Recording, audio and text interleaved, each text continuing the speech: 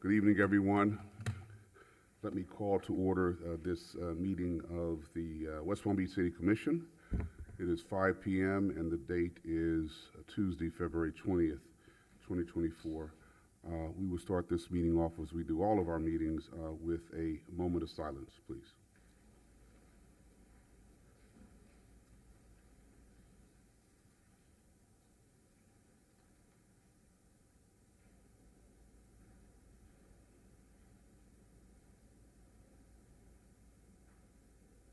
Madam President, can you lead us with the Pledge of Allegiance?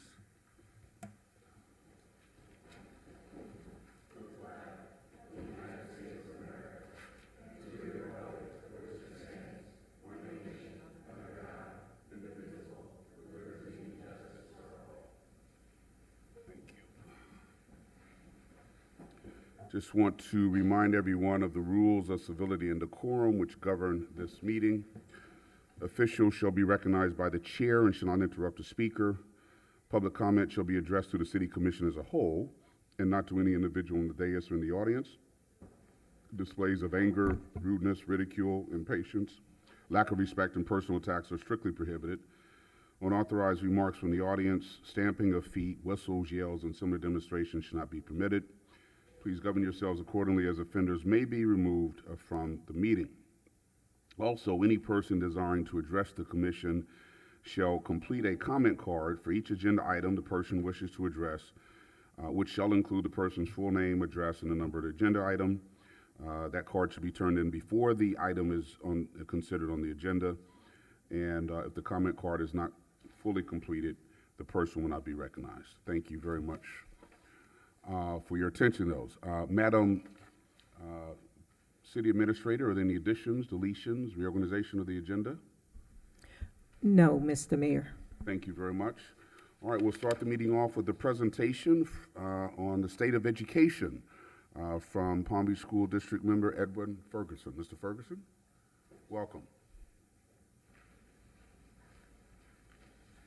Good evening, Mr. Mayor and City Commission. I'm Edwin Ferguson, your school board member for District 7, which covers essentially the eastern part of the city of West Palm Beach. It's good to be here today. I want to apologize. I was hoping to be able to provide you all with a visual of my presentation.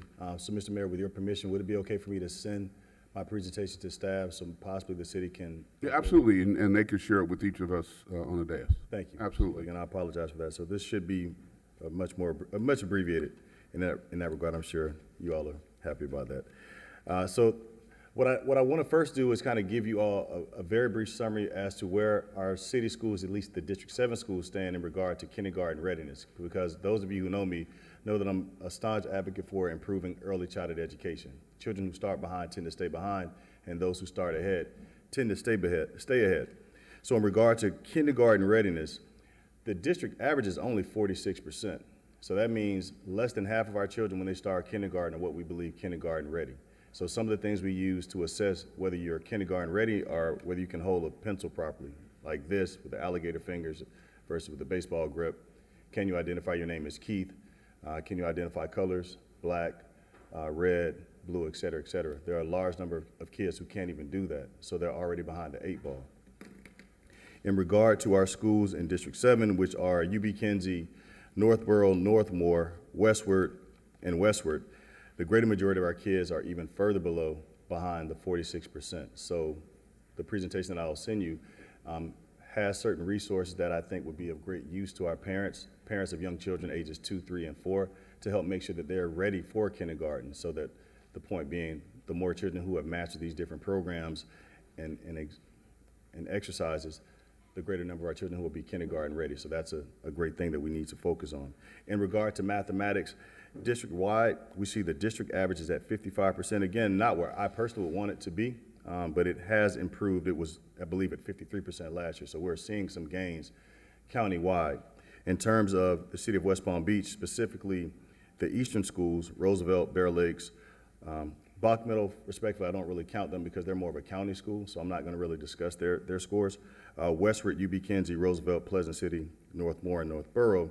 We see that Northborough Elementary has been doing well in regard to the students' math scores. They are around 61 to 60%. That's great. Northmore is lagging a little bit right now at 38%, although I will say that prior to the pandemic, they were just a point behind the countywide average. So they had a pretty substantial dip, but I do see that their numbers are increasing. So I want to encourage Mr. Freeze to continue pushing the students in that direction. Pleasant City also was a school that was not at the district average, but was a few points south of the district average before the COVID pandemic. Suffered a pretty substantial dip, but I see them making great gains. They fell as low as 24% shortly after the pandemic, and right now, as of last year, they're at 41%. So what that means is basically what percentage of their students who are being tested are essentially at a C or better, a 3 or better. A 3 would be a C in my mind, a 4 would be a B, a 5 would be an A.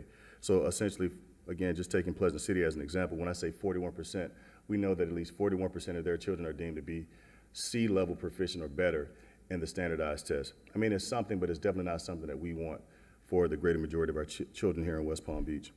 Roosevelt Elementary also is a very low number. To Roosevelt Elementary, I want to let the commission and the mayor know that we, the district, have entered into a collaboration with the Bezos Academy, Jeff Bezos. He has his educational arm of his benevolence interests, where they have this pre-K3, pre-K4 program down in Boca at the FAU High School, and it's been the rave down there. Everybody speaks very highly of it. That is coming to Roosevelt Elementary in October of this year. What I've encouraged Superintendent Burke to do, and he's elected to do, is that we want to make sure that the greater majority of those seats go to the children in Coleman Park and the immediate surrounding areas, because we know this program really works, and we want to make sure that it helps to benefit those children who historically have suffered with kindergarten readiness, and see what I said before about starting ahead, tending to stay ahead. So that's where we are. We feel really confident about that, really happy about it, and again, we would appreciate the city's support, because we could not have gotten this done respectfully without your support in the background. So thank you for that. Moving on to math, Roosevelt Middle School. They are just below the district average.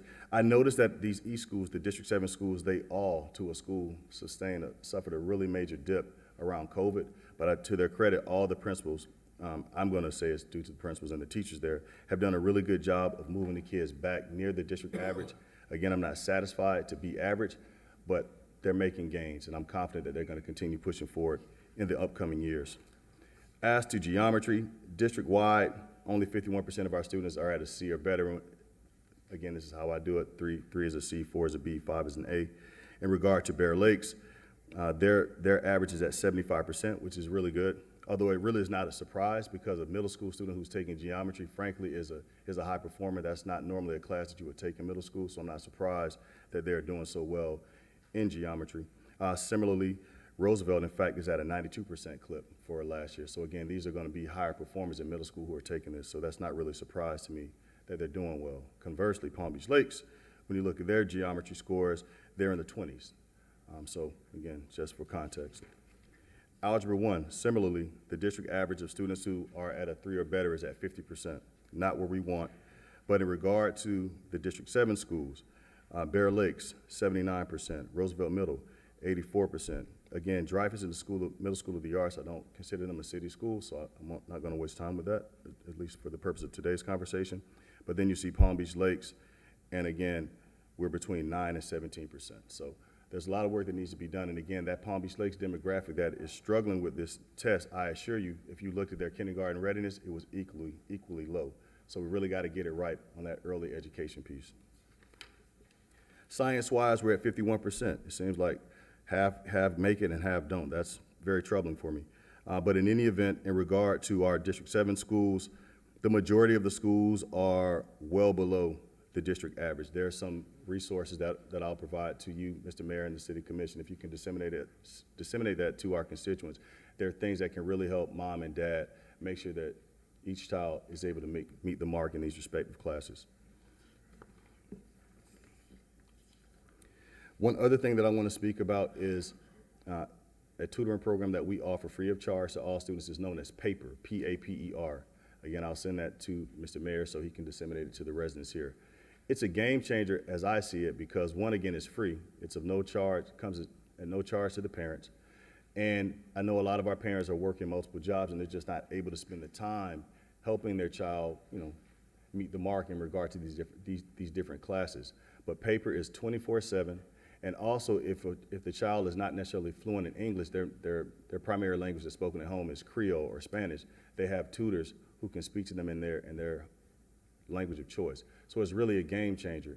And unfortunately, I know if I asked you all how many of you have heard of paper, I'm sure probably most of you would say, maybe you, Commissioner Ward, maybe, but most of you would say, I've not heard of it. That's a problem on our end as a district. We should have let you all know. We should be advertising this. I shouldn't be the first person that's telling you about this.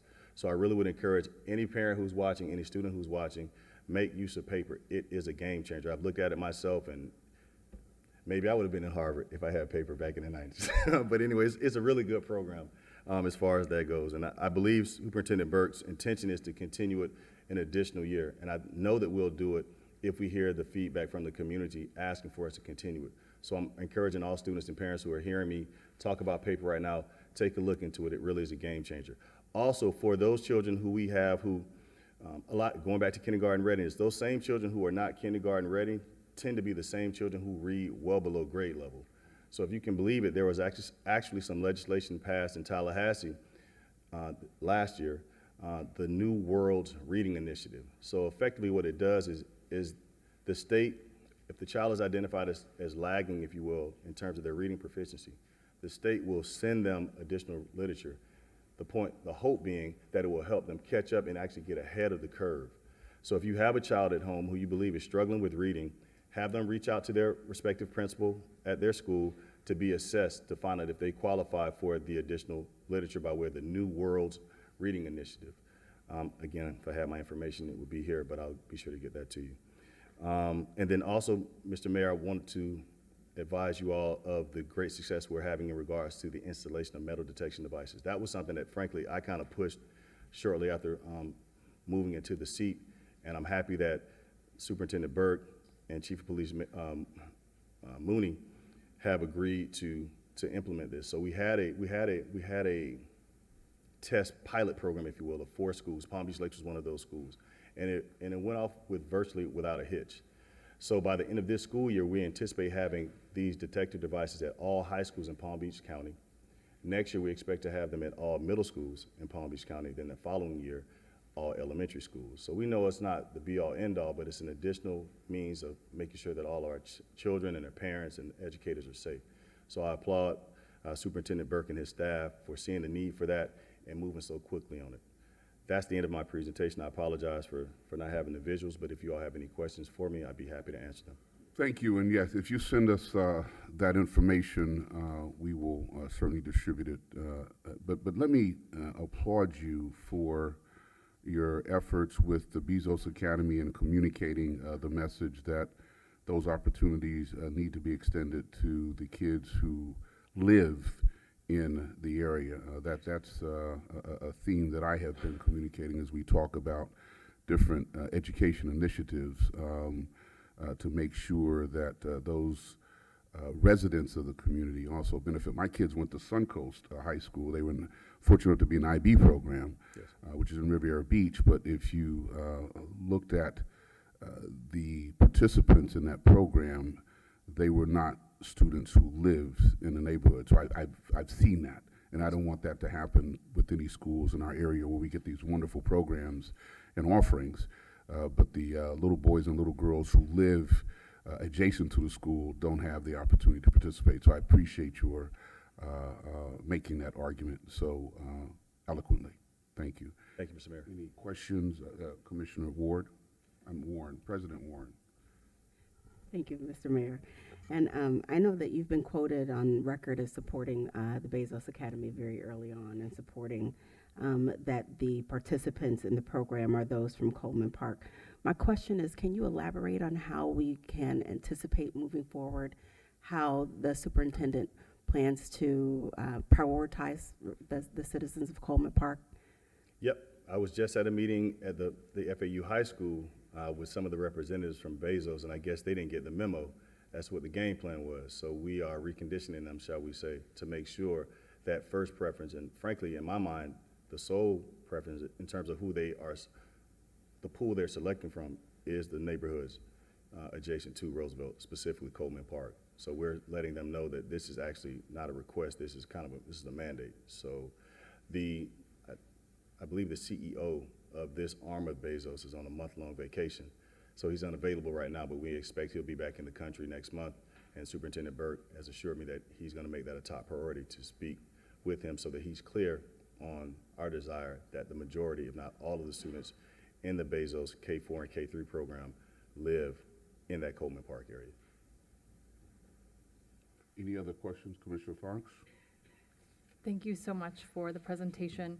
I'm really excited about the Business Academy as well. I wanted to ask you about the resources you were mentioning for 2, 3, and 4-year-olds to send home to parents, as well as the paper program and the New World Reading Initiative. I guess some of those, all of those things kind of require the parent participation to either, to help the kids with the resources that are sent home, or to follow up on paper and other initiatives. So are there any other recommendations you have? I mean, obviously Bezos Academy is going to be a game changer for the kids that can get in, but the ones that don't have the opportunity, a lot of families have two working parents, or one working parent who's working 2 jobs, and it's just not all families are created equal in terms of the participation that they can offer. So I'm curious if there's either other suggestions that you have heard of, or things that you would recommend the city could partner with you on, or to look into on our end about how we could better ready these kids for lifelong learning. Sure. Paper, for sure. Again, that's a free tutoring service. That's something that, as I understand, can be utilized by children of elementary age or through high school. So again, if there's a deficit at home in terms of the parent having time to interact with the child, that is there. Now, those other programs that I initially touched on, Commissioner Fox, in regard to your 2, 3, and 4, and 5-year-olds, I've looked at those sites. They are user-friendly, for lack of a better term, for a young child. So even if Father Edwin was not there, my daughter Abby should be able to navigate those websites. So it's not as if it would be something they wouldn't be able to make use of. In terms of other ways the city can help, I think just getting out the word, we have to kind of recondition ourselves. School should augment what we're doing at home. I think some people get it confused to think that, well, I'll just wait in the school to teach my child everything that my child needs to learn. No, these children are in an international economy and international environment. They're children who have much less than us, who frankly are doing much more with much less at 5 and 6. That's who they're competing with. And I think we all need to have one voice and one sound in that regard to let them know, hey, look, the person that you're going to be competing with is probably not the person you see across the street from you. And so what the expectation will be for you as an 18-year-old, as a 30-year-old, is much higher than just simply, am I kindergarten ready? Am I making a 3 on the science exam? We need to be shooting for the skies in that regard. So I think just kind of instilling in our youth and our communities that they have greatness inside of them, and just because you may not have a whole lot of zeros in your bank account, that really does not go to your worth. There's so much more inside of you, and there's so much in the way of resources that are available to you. You just have to open your eyes and just ask for it. Because I know that you all are all advocates. I've seen you all in different spaces, and you have said, probably more eloquently than I'm saying right now, the very same thing. So what I'm saying is not new. I would just encourage you all to continue doing what you're doing to encourage as many to get on the right path in this regard. Thank you. Commissioner Lambert? Thank you so much. Thank you for coming and giving this presentation. I think it's important for us to hear what's going on with our schools and to make us aware of opportunities to partner with the school district. I have a 2-pronged question. I'd love to hear your perspective on the impact of the city implementing more workforce housing, and if that directly impacts your teachers and other employees. And, somewhat related to that, can you talk to us about the process that the school district uses to evaluate school enrollment size, so that if, we're expanding housing opportunities here, that we make sure that we're working in tandem with our school district? On the latter question, Commissioner Lambert, I'll need to get back in touch with you on that. I don't want to represent as if I'm a subject matter expert on that. I'm not. But I'd be more than happy to reach out to Superintendent Burke and get you an answer here, hopefully within a week's time, if No problem. that's Thank you. acceptable. In terms of workforce housing, yeah, that would be great. Let's just keep talking about Coleman Park. I just spoke with our principal, Bembry, who's the principal at UB Kinsey, and he's talking about seeing a falling off in terms of student population, because parents are just not willing to pay $2,000 for something they initially paid $900 for maybe a year and a half to 2 years ago. So you're seeing a displacement of that current student body, and the question is, who's going to replace them? That's And that's the question that we're all kind of waiting with bated breath to figure out. But in that regard, if there are additional units of workforce housing that are at a much more affordable rate, then I think that would be good. If the goal is to try to maintain the current demographics of the area, if that is the goal, if that's the goal in the end game, then I think more affordable housing, workforce housing would be great. But on the other question, I'll get that answer to you here shortly. Thank you so much. appreciate that. Commissioner Ward? Mine's not a question just because, it's more of a comment just because if I have a question, I always reach out to you. It's just, I think people need to realize, you've been awesome at your position and you've been so available. And I feel like, there's so many schools in my district that align with yours. And I really appreciate, this is what we're supposed to be doing, is working together, you coming here, presenting, and being able to meet and figure things out, whether it's Bezos, Roosevelt, historical site, Roosevelt. I mean, it's been great working with you, and I appreciate the open lines of communication and moving forward. Thank you. Mr. Mayor, moving forward, oh, I'm sorry, I don't No, I just want to see if there are any other questions, but go ahead. Moving forward, I'd like this to be a more interactive dialogue between us. I'll be here every year as long as I'm in the school board.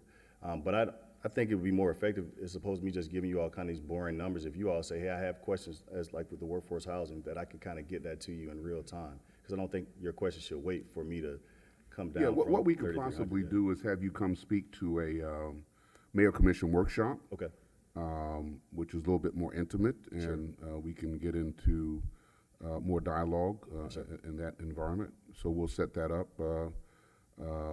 certainly before next year. thank you. All right, any other questions, Well, thank you for all that you do on behalf of the children of the county and also certainly of our city and school-age children. You bring a tremendous amount of expertise and professionalism to this position and certainly passion for improving. So thank you for all that you do. Mr. Mayor, I also want to invite you all to the Project Uplift Community Cleanup event. That's this Saturday at 9:45 at 911 9th Street, commonly known as New Bethel Baptist Church. It started in August. We only had 9 volunteers. We picked up maybe 300 pounds of trash from the area. It's grown to a number of 67 at last month's event, and we removed roughly 8,100 pounds in collaboration with the city. So it's really an impactful thing. You see parents, you see students there, you see teachers, you see common folk like us out there. So if you all have time or anyone is watching this, please meet us up for a really good time. This will be a very impactful 2 to 3 Give the hours. details again. Yes, it's Project Uplift. It's a community collaboration between the City of West Palm Beach and the Omega Psi Phi Fraternity Incorporated. It'll be at 9:45 this Saturday, February 24th, at the New Bethel Baptist Church. That address is 911 9th Street. Omegas, huh? Yes, I'm sir. sorry, go ahead. Thank you for your time, Mayor. Thank you very Have a much. good day. Take care.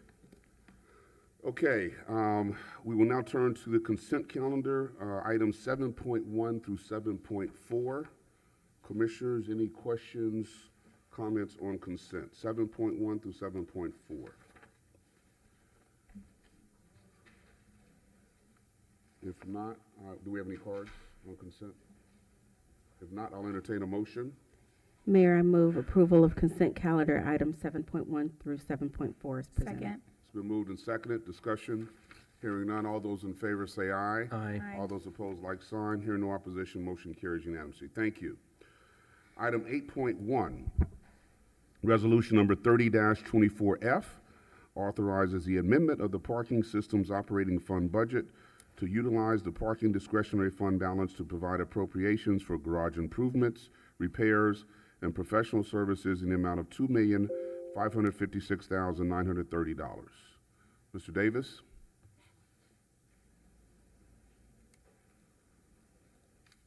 Good evening, Mayor and Commissioners. Ed Davis, Parking System Administrator for the City of West Palm Beach. Give me 1 second while I cue this up. You need IT assistance? Well, I've got it on the computer. I don't know why it's not on the screen. Oh, there it is. We don't see that on our screen. There we go. All right, we're good. Again, I'm here to seek approval for this resolution and the amount specified here on the first slide. These are monies from the Parking Enterprise Fund discretionary fund balance in order to maintain some structural integrity and improvements that are necessary to maintain our garages and operational status and some aesthetic challenges that we have both on the interior and the exterior of all of our garages. I'd like to start off this meeting by talking about some of the things that we've done so far over the last couple of years with our discretionary fund balance and things that we budget for throughout the current budget year. As you can see here, these are some of the things that we've done over the last few years with the monies that we are receiving from the Parking Enterprise Fund. What's going on currently is the installation of the parking guidance system in the Banyan Garage, the upgrade of the parking access and revenue control equipment is something that we have budgeted for this year because the equipment that we have in the garages right now is quite antiquated. It's over 10 years old, and we need to upgrade it in order to improve the operations for the customers when they come into the parking garages, such as faster speeds on credit card processes and things of that nature that create some delays upon entry and on exit as we move toward a cashless process of coming in and out of the garages. All right, so these are some of the things that we've done in excess of over $4 million over the last 3 years with our parking discretionary fund balance. This year, what we're asking for is in order to make these improvements, first with the city center garages in the amount of over $1.44 million for these items that you see here on the slide. The concrete spalling with the vibration in the garages of all the vehicle activity that causes the vibrations, the concrete starts to fall from the actual, I don't know why I keep getting that, the rebar, that's what I'm looking for. It falls off from the rebar that, in the construction phases of the garages. So we have to, in order to maintain that structural integrity, we engage the services of WGI consultants to come and do these thorough assessments on our garages. And these are going to be ongoing projects over the years. Right now, these funds that we're asking for are focusing on the City Center garage and the Clematis Street garages. These are the itemized items for the Clematis garage, some of the same issues that are occurring in these facilities. And also, as you see here in item number 3, it's for replacement of the carbon monoxide detection systems in the garage, in the Clematis garage. This is a system that detects all the excess emissions from the vehicles that go in and out in the garage. The system that we have is aged and antiquated. We keep piecing it together as the moisture gets into it. We have to end up continually replacing it with parts. It's time to upgrade that in order for it to act more efficiently. And if there are any questions right now, I'm hoping that the staff are recommending that you approve this resolution. Thank you very much, Mr. Davis. Any questions, comments, Mr. Davis? Hearing none, I'll entertain a motion. Mayor, I move to approve resolution number 30-24F. It's been moved. Is there a second? Second. Been moved and seconded. Discussion. Hearing none, all those in favor say aye. Aye. All those opposed, like sign. Hearing no opposition, motion carries unanimously. Thank you. Thank you, sir. Thank you, Mr. Mayor. Item 8.2, resolution number 41-24, amending the master contract with Professional Security Consultants, PSC, to include security services for the Pleasant City neighborhood. Ms. Aponte? Good morning, Mayor, Commissioners. Ana Maria Aponte, Deputy CRA Director. A little bit of background about this item. Last year, as the staff was preparing the budget for the CRA, we have a series of conversations with the Pleasant City Neighborhood Association, this Pleasant City First Neighborhood Association, and the discussions resulted in identifying 3 particular items that the neighborhood was interested in the CRA to put resources to improve the quality of life of the neighborhood and promote the redevelopment. It was security, lighting, and landscape improvements. So based on those discussions during the budget was approved by the board, and funds were allocated for these 3 items. So with that in mind, staff started working on the first initiative, that was security. And the intention was to amend the existing contract with Professional Security Services, that is PSC, that exists with the city and the CRA, and add services for the Pleasant City in particular. So the first thing that staff did is we conducted a community survey with the neighborhood for them to identify what were the areas that they desired to have the focus. And this is the map that produced by the result of that survey that was conducted, and they identified particular areas that they recommended the services to be kind of enforced or highlighted.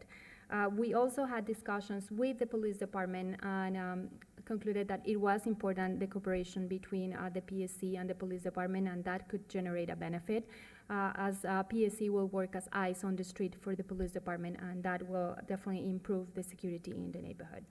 So based on that, those two items and the feedback received, we drafted a scope of services with PSC for a pilot program that will be a 6-month pilot, through which the PSC staff will basically do a roving patrol throughout the neighborhood. The area is small, so they will be able to basically patrol the entire neighborhood.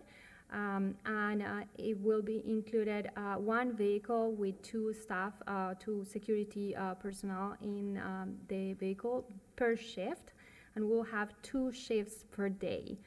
The morning shift is initially will be from 7:30 in the morning to 3 p.m. and that the intention is to cover the times where the kids get out of school and get to school, so to provide that. And then the afternoon shift from 7 p.m. to 3 a.m. That will be a total of 31 hours a day. And this was calculated based on the amount of resources that were allocated for the 6-month pilot. The monitoring will be conducted as PSC and PD having weekly meetings during the first month of the pilot, and then after that we'll have monthly meetings with PSC, PD, and the CRA staff also to evaluate the results of the program and how things need to be adjusted. The intention is that the areas of focus, the hours are flexible in the contract, so they can be adjusted depending on what happens in the neighborhood and how it is the dynamics. The PSC will have also contact information with West Palm Beach departments such as Public Works, Code Enforcement, and Sanitation Engineer to be able to have that first contact between the residents and the departments and being able to kind of communicate and serve as a liaison basically with them. They will have also a dedicated phone number for the Pleasant City neighborhood. So it will be a different number than the one that exists right now for the Norwood or the Broadway. So the residents of the Pleasant City will have a particular number that they can easily contact the PSC personnel to provide services, and the PSC personnel, depending on the type of the incident, they will reach out basically to police or direct people to contact police directly. Next steps. The tentative start of the contract will be March 1st, pending City Commission approval for the amendment. And before starting, we will have a meeting with the police department to establish the baseline. The intention is to basically establish what are the costs of those services at this point and how PSC will basically build their data based on that.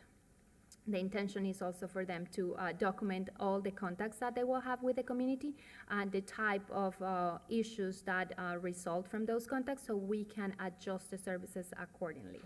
And also, at the same time, document what was the response from the police, so we can also obtain feedback from that port and basically adjust anything or any issues that are necessary.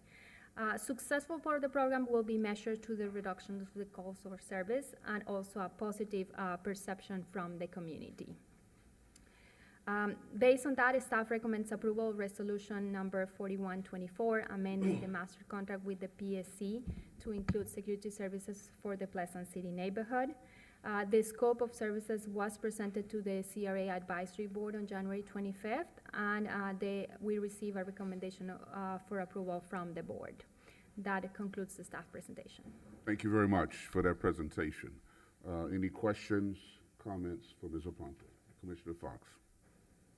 Thank you so much for the presentation. I'm very supportive of this. I'm just wondering, how can we have the same pilot program in other areas of the city? I know the Historic Northwest neighbors would love to have a program like this, so I just wondered what the first steps would be if we wanted to move this elsewhere.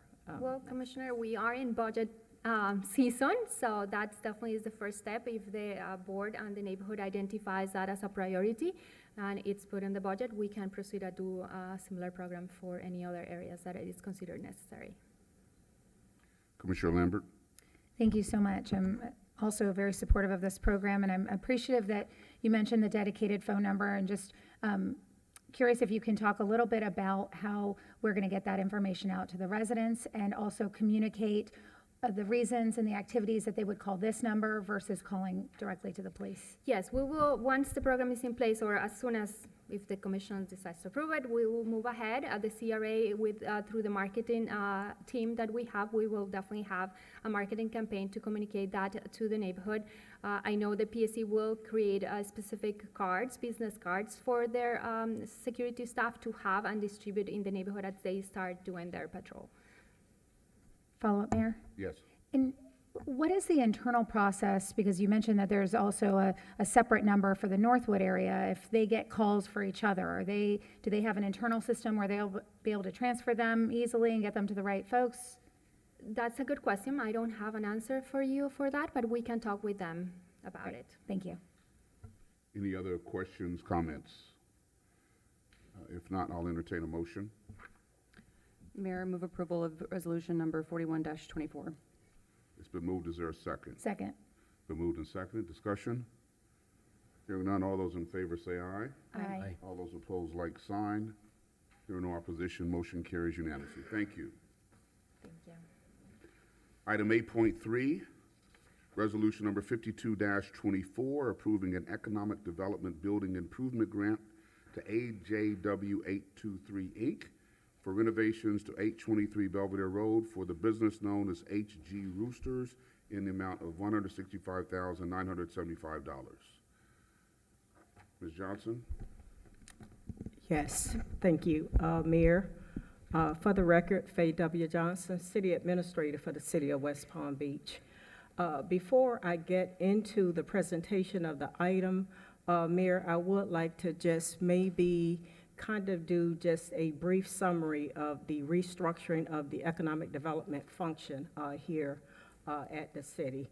Sure. Under your recent restructuring of the complement of functions that report directly to the mayor, it included economic development, so that we are under a new model whereby the CRA Executive Director will continue to handle economic development initiatives that fall within the CRA boundaries, and so that we don't have the imbalance that we have had previously, whereby you didn't have executive level function on economic development outside of the CRA boundaries.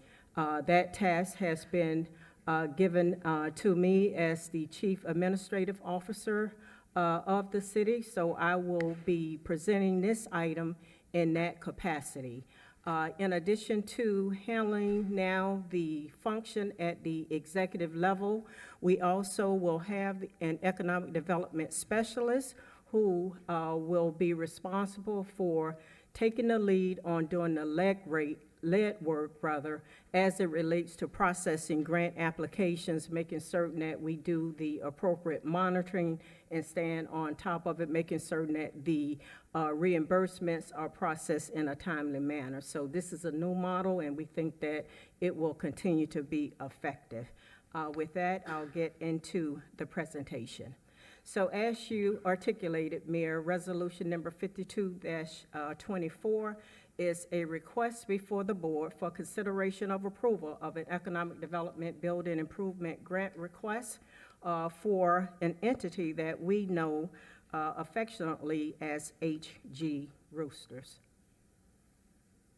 So in terms of the economic development incentive program as a whole, there really are two major components. You look at economic development from a recruitment standpoint and then from a retention standpoint. Relative to the building improvement grant, it hits on that threshold of retention in that it is designed to retain our local businesses here within the city, to make certain that they are able to continue to operate, and then also to expand where need be.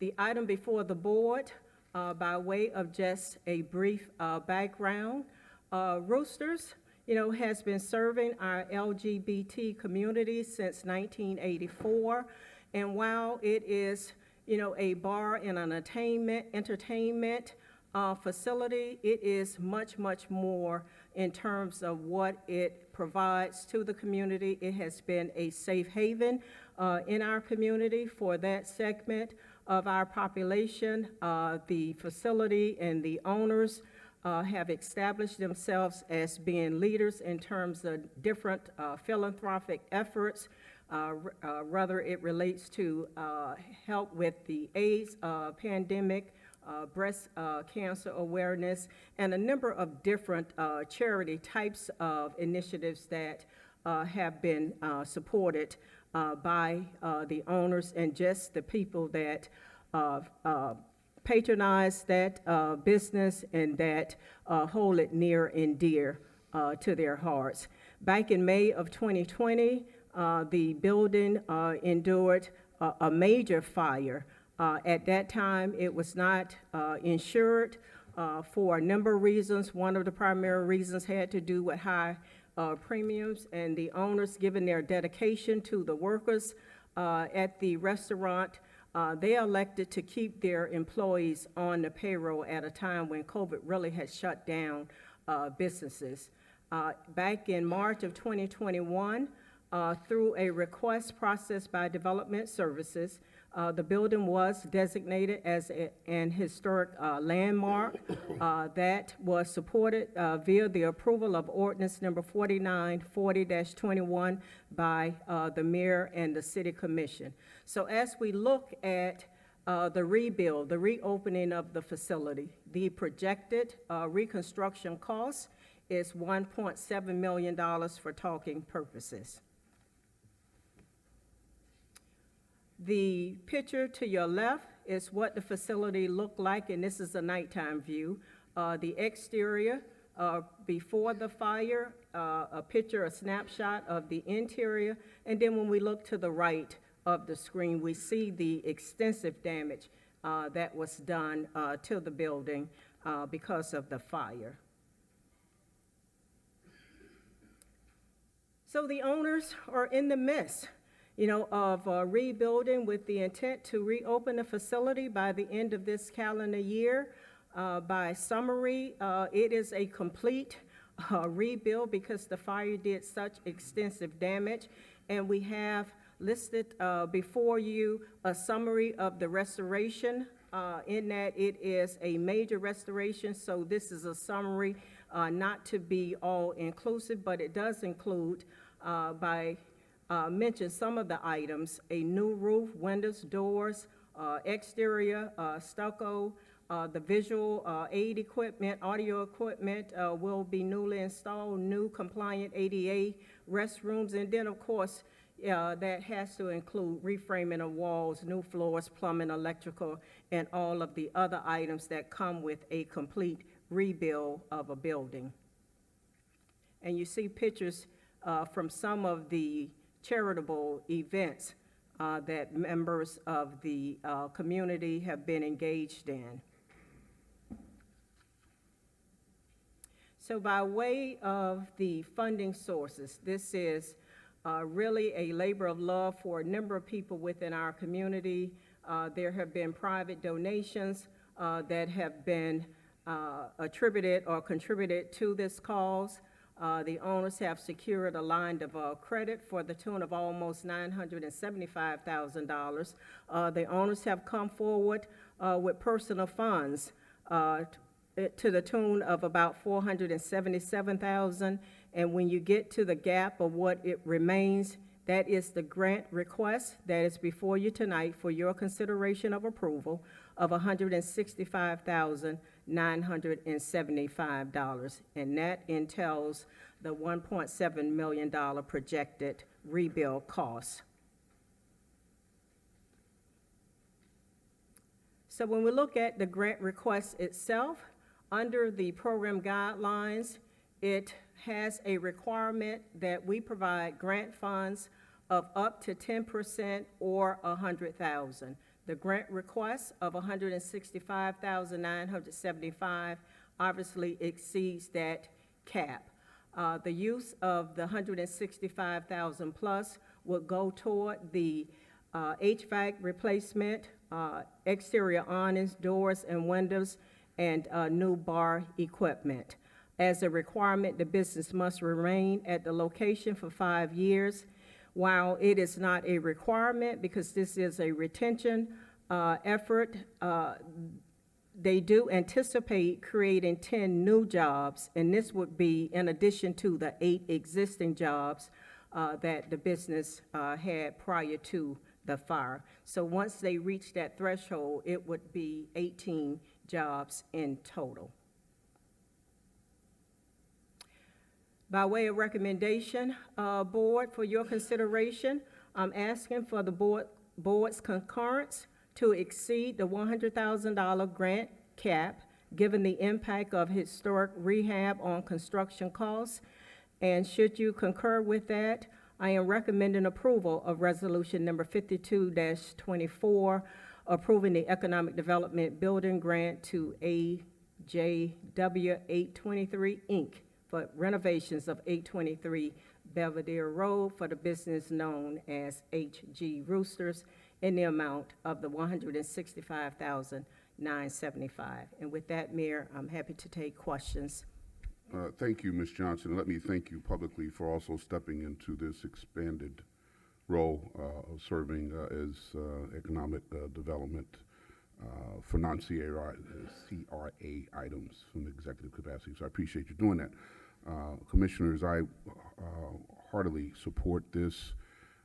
HG Roosters has been a landmark, if you will, in this city on behalf of the LGBTQ community, and I think that this is something that we should certainly do as a city to keep that building up and running and for what it stands for.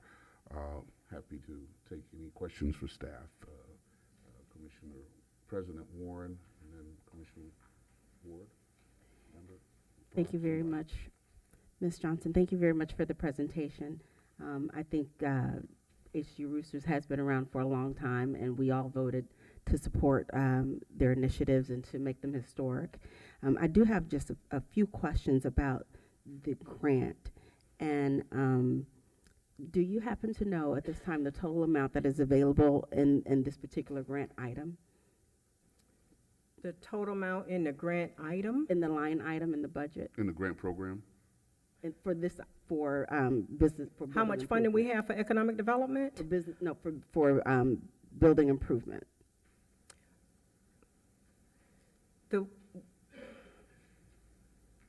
I'm thinking to make certain that I don't believe, and I will correct myself by sending a follow-up email to the board.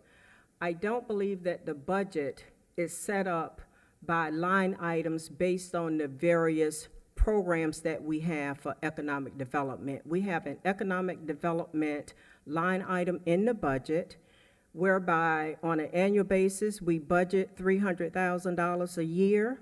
This is one of very few, and I'm going to say very few, it may be the only exception, where if the funds are not spent on an annual basis, we roll it over for the ensuing year as opposed to sweeping it up into the general fund discretionary fund balance. With that being said, the amount of funding that is available for this year was around $650,000. We have obligated about $150,000 of that, so right now there is $500,000 in the economic development budget. It's not broken out by line item, by initiative, but that's the total amount available. Thank you. Can you turn back to page 6, I believe it was on your presentation?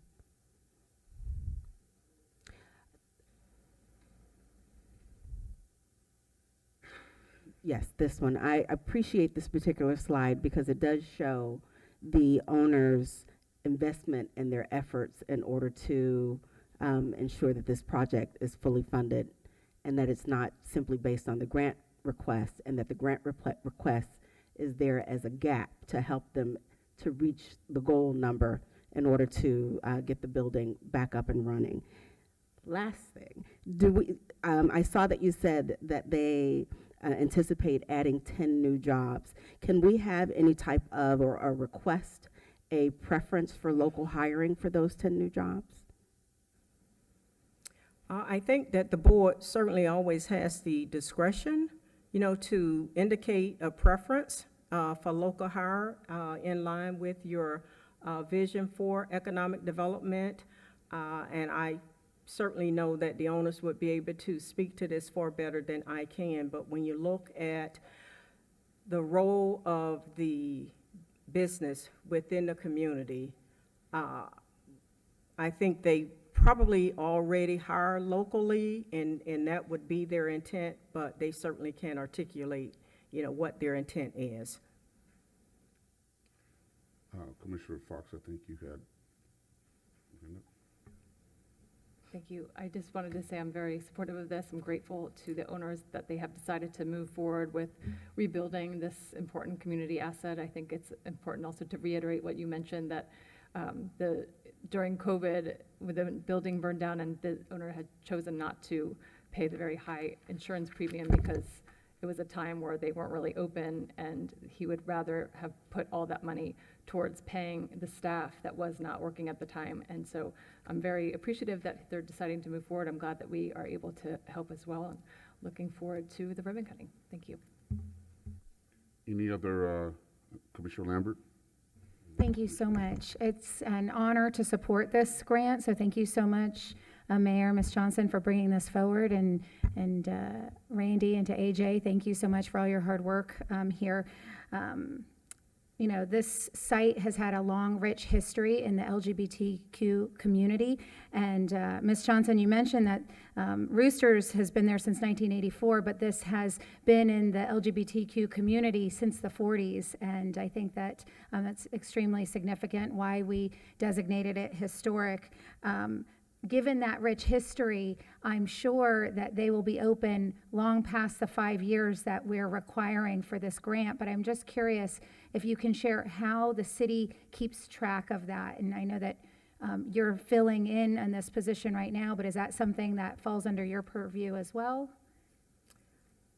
Yes, and I am not filling in the position. I am in the position, Commissioner Lambert. But with that being said, the economic development specialist, and we're in the process of a recruitment, that person will have the monitoring responsibility on an annual basis to go out and physically see each of the facilities that are given grant awards to make certain that they are still operating. So that would be part of that position's responsibilities. I will tell you that I actually went out on the front end to physically see the state of the repairs that are going on, and they are well underway. But we will have annual monitoring, to your question. That won't be done by me, but will be done by the economic development specialist. Thank you. Commissioner Baduzzi? Thank you, Mayor. I too am in support of this grant application and the increased amount due to the historical nature of the building. I appreciate that staff has included that 5-year period of time where they have to stay there, although I have no doubt they'll be there for that long or longer, but that's important to protect the city's investment. Likewise, it's my hope, and I'm not going to put them on the spot right now, but it's my hope that we never have a pandemic like we had before, but that they maintain their property insurance so that it protects the city's investment, so that we don't have to, be here in 5 or 10 years from now, God forbid, with a similar situation. So I think I just wanted to be heard on that. I'm not looking for anyone to respond on that, but hopefully they'll be able to maintain that in the future. Thank you. Thank you. Any other questions from the dais? Okay, we do have several cards. I will read out these names, and if you start making your way toward the podium. Kelly Schoaf, David Zen, Jennifer Banagas, and Randy Christensen. Kelly, David, Jennifer, and Randy. Mayor, point of privilege, thank you very much. The applicant is here, if you would entertain comments from the applicant before Well, comments. you can't make a point of privilege if you're not on the dais. I humbly ask, But that's Mayor. okay. That's all right. All right.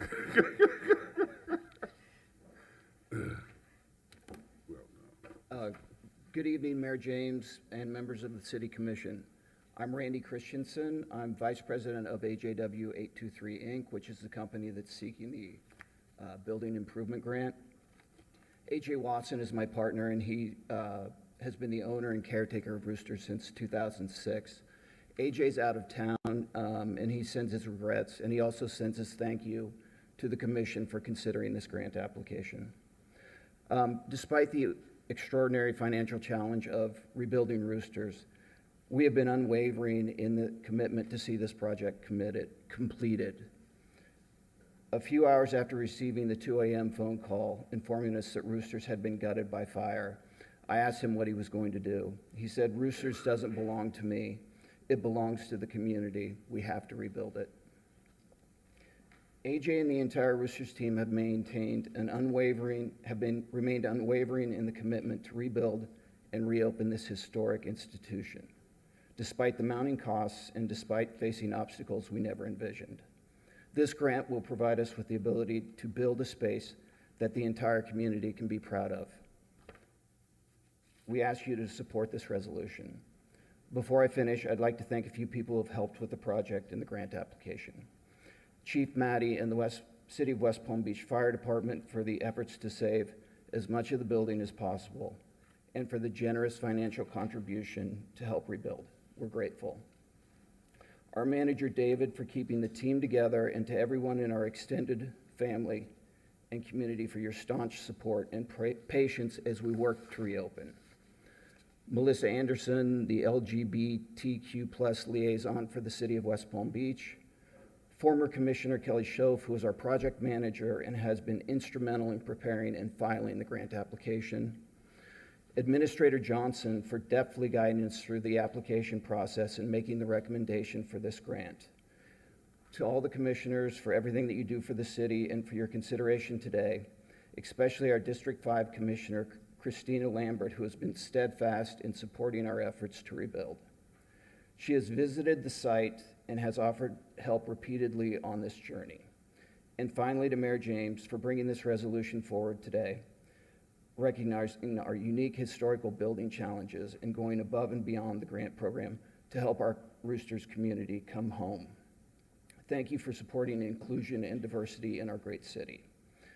I'm happy to answer any questions, and I thank you for your consideration. I know there was a question about hiring.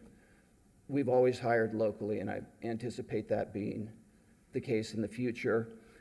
Just to explain the increase in the number of jobs, we'll have a kitchen when we reopen, which we didn't have before. So we'll have kitchen staff and serving staff. Any questions? Yeah, President Warren? I think it's safe to say that everyone is looking forward to HG Roosters reopening. Just to piggyback on the comments made by Commissioner Peduzzi, are you also committing that during the time in which you're required to maintain the property, that you will maintain insurance on the property so that the city's investment and the taxpayer dollars are protected? Yeah, that was a hard learned lesson, but I'd also say that I'm sure that the bank that's holding the line of credit will be making us maintain that insurance. Thank you. Thanks. Any other questions for the owner? Okay, thank you, sir. Now, we will return to our previously scheduled program. Ms. Schoaf. Thank you very much, Mayor James. Thank you for allowing me to disassemble your agenda. I appreciate it. First and foremost, Commissioner Mayers, always a thank you to you for everything that you do in the community. As I step to this podium, it's never lost on me the personal sacrifices you make to do this job. So we've talked tonight a lot about history, which we do have a lot of rich history in Roosters, but let's talk about the future, because economic development is about the future. So we have a very robust City of West Palm Beach economic development plan, which I'm so excited to see us looking at economic development opportunities outside of CRAs. We love our CRA development, but one of the discussions when I was on the dais was always, how do we foster that economic spirit outside of CRA? So this is an excellent opportunity. In our economic development plan, we have goals. One of those goals is sustainability. So how does renovating a historically relevant building contribute to sustainability? No better way to keep debris out of landfills than to not knock down buildings. So that's number one. But take that with improved drainage, for cleaner water, improve HVAC system, doors, windows, new roof, insulation, sprinkler system that keeps our first responders safe. We're certainly contributing to that kind of sustainability. Second, job creation, hiring local, of course, Commissioner Warren. The support of Roosters is the support of the local community. Not only are we looking at local hiring as ownership moves forward, but looking at that kitchen, there's opportunities for Ghost Kitchen to help incentivize any local food purveyors. Our small and local cupcake makers and cake pop makers have to have access to commercial kitchen space. And so as they move into that phase, they're looking to say, how do we spread this investment into our local community? And third is a sense of place. There is no better sense of place than when you walk through the door at HG Roosters. Every gender, race, color, creed, everyone is accepted there. And so I think it's very important that we continue that great development that we have in the South End and create our sense of place. Our long list of thank yous is never ending. First and foremost to Randy and AJ for having the vision to rebuild, to Mayor, your city staff, Armando Fana and Chris Rugg have changed my name to Kelly Roosters instead of Commissioner Schoaf at this point. To Administrator Johnson for bringing this forward. We certainly appreciate you and all the staff that's worked on it. So, Mayor James, at the risk of having a copyright infringement, I would ask you to support us to move forward today to create a community of opportunity and acceptance for all. Thank you. Okay. You're really pushing it, Kelly. Absolutely. David Zinn. There's been a lot of talk about the business aspect, but I'd like to talk more about the personal side. I'm not a public speaker, so forgive me for reading. 30 years ago, at the age of 21, I walked into Roosters for the first time. Little did I know I was stepping into more than just a venue. I had just stepped into my community. Roosters quickly evolved into my sanctuary, a space where I could leave behind the social norms society had burdened me with. Roosters was the first place I could just be me. Today, I stand before you not only as the general manager of HG Roosters, but as a testament to the transformative power of a safe haven. I aim to continue the spirit of inclusivity and acceptance that Roosters gave me so many years ago. Approving this grant will enable us to continue fostering diversity within our community and our allies. Roosters may just be a venue to outsiders, but for my community, it's a place to celebrate diversity, tolerance, acceptance in this great city. Together, let us champion this safe haven and propel the historic HG Roosters as a place of acceptance for generations to come. Thank you. Thank you. Jennifer Benegas. Hi, I just came to say thank you so much for all your support. State your name for the record, please. I'm sorry, Jennifer Benegas. Okay. Just alongside with David and many, many, many other people in the community, like many people that live in Florida, I am not from Florida. And I came to this state not knowing anyone, not having any community or anything, and I found that just walking through the door at Roosters. So I basically just want to say thank you so much for your support, keeping this community alive. It's been really, really hard the last 4 years not having it around. So thank you so much, and I hope to see you all there. Thank you very much. Thank you. Okay, any other comments, commissioners? If not, I'll entertain a motion. Mayor, I move approval of resolution number 52-24. It's been moved. Is there a second? Second. It's been moved and seconded. Discussion? Hearing none. All those in favor say aye. Aye. All those opposed, like sign. Hearing no opposition, motion carries unanimously. Thank you. Okay. 9.1, 9.2, and 9.3. I'm going to read all these into the record before the presentation. 9.1, public hearing and second reading of ordinance number 5083-24, a city-initiated request to change the future land use designation of the area generally bounded by the parcel south of Pine Street to the north, 14th Street to the south, North Flagler Drive to the east, and North Dixie Highway to the west, consisting of 17.35 acres from multifamily MF and commercial C to mixed-use MU for the purpose of expanding the boundaries of the current mixed-use district. 9.2, public hearing and second reading of ordinance number 5084-24, a city-initiated request to rezone certain parcels in an area generally bounded by the parcel south of Pine Street to the north, 14th Street to the south, North Flagler Drive to the east, and North Dixie Highway to the west, and consisting of plus or minus 10.11 acres from professional office residential, POR, and general commercial, GC, to Curry Mixed Use District Core 1 Subdistrict and Curry Mixed Use District Transition Subdistrict. Item 9.3, public hearing and second reading of ordinance number 5085-24, a city-initiated request for a text amendment to the zoning and land development regulations to expand the boundaries of the Curry Mixed Use District, CMUD, and to provide for additional height bonus incentives within the district. Good evening, Mayor and Commissioners. Linda Louie, Principal Planner for the record. This is second reading for all three ordinances. However, Rick will present a quick slide on the construction management of future projects within the CMUD, and that's to address the concerns raised by some of the residents from Flagler Point at the last meeting. Very good. Good evening, Mayor, Commissioners. Rick Green, Development Services Director. I'll be very brief, and again, you won't be voting on what I'll be presenting tonight. But this is just an example of some of the things that we will require of developers, whether it's the Temple Israel site, the Ritz-Carlton site, any development within the city of West Palm Beach typically goes through this procedure.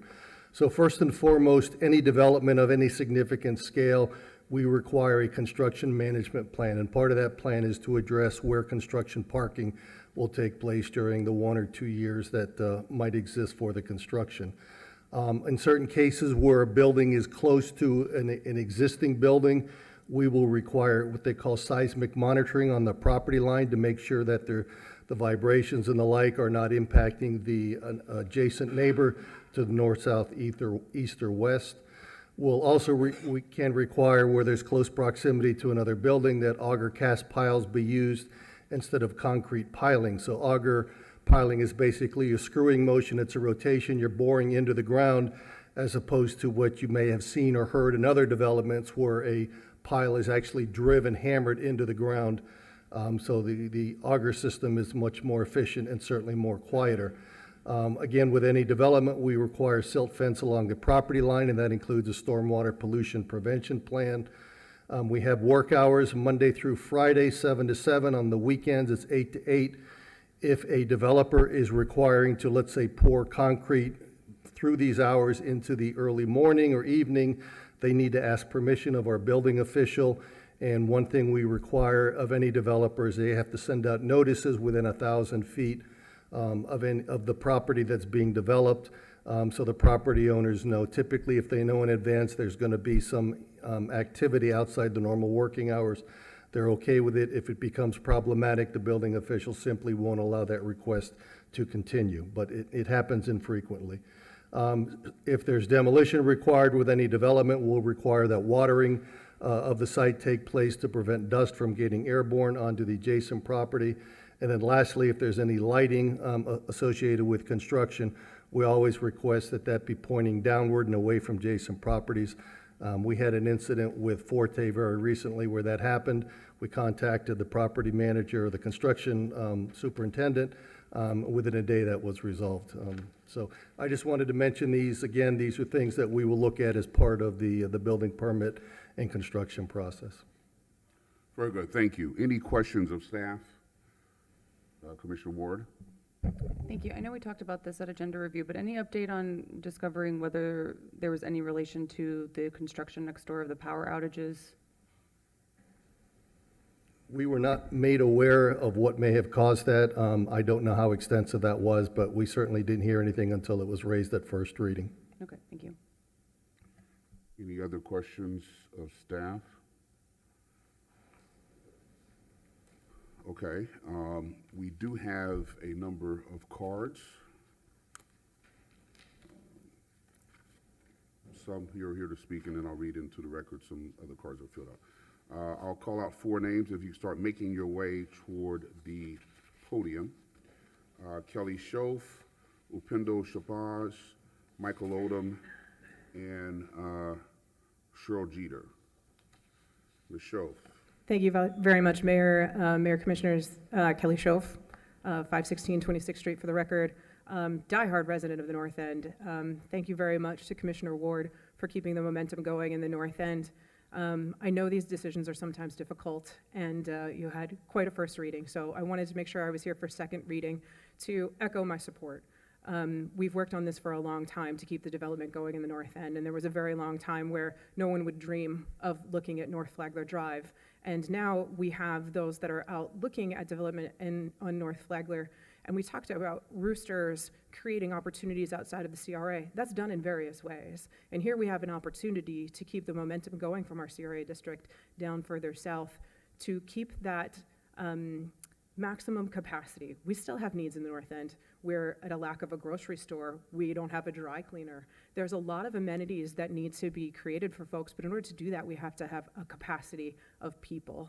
And so I ask you today to consider what's in front of you, keep our plan going, and look at what is best for all of West Palm Beach. I know it's very difficult when there are neighbors that are impacted, but the development that we approve and the motions and ordinance that we put forward are not just about those people that live next door. Construction is hard, and at some point, your building was built and caused construction disruption for the person next to you, and it will go on and on. It'll be for a short time with a long-term goal.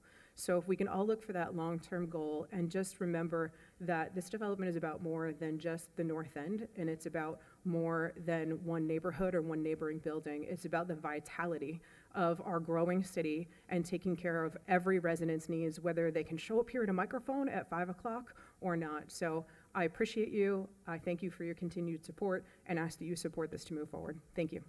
Thank you very much. Upendo Shabazz. Good evening, Upenda Shabazz. Good evening, Mayor and Commissioners. I am the representative for North End Rise, which is a purpose-built community operating in Coleman Park, Pleasant City, and the North End of the city of West Palm Beach. I'm here as a representative to support the CMUD, specifically the extensions the incentives will have for the community. Rise supports CMUD. Make sure I can speak. We believe the improvements to the city's infrastructure is needed, and quality of life for both the east side and west side of the Dixie Highway corridor are very important. So again, as a representative for North End Rise, we support the action for CMUD. Thank you. Michael Odom.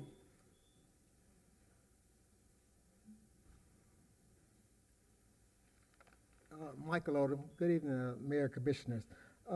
I'm Michael Odom. I'm from the Pleasant City neighborhood in which I was born and raised, where I have served for the past 20 years as Director of Community Relations and HOA Developer Representative for the Marriott Place Estates.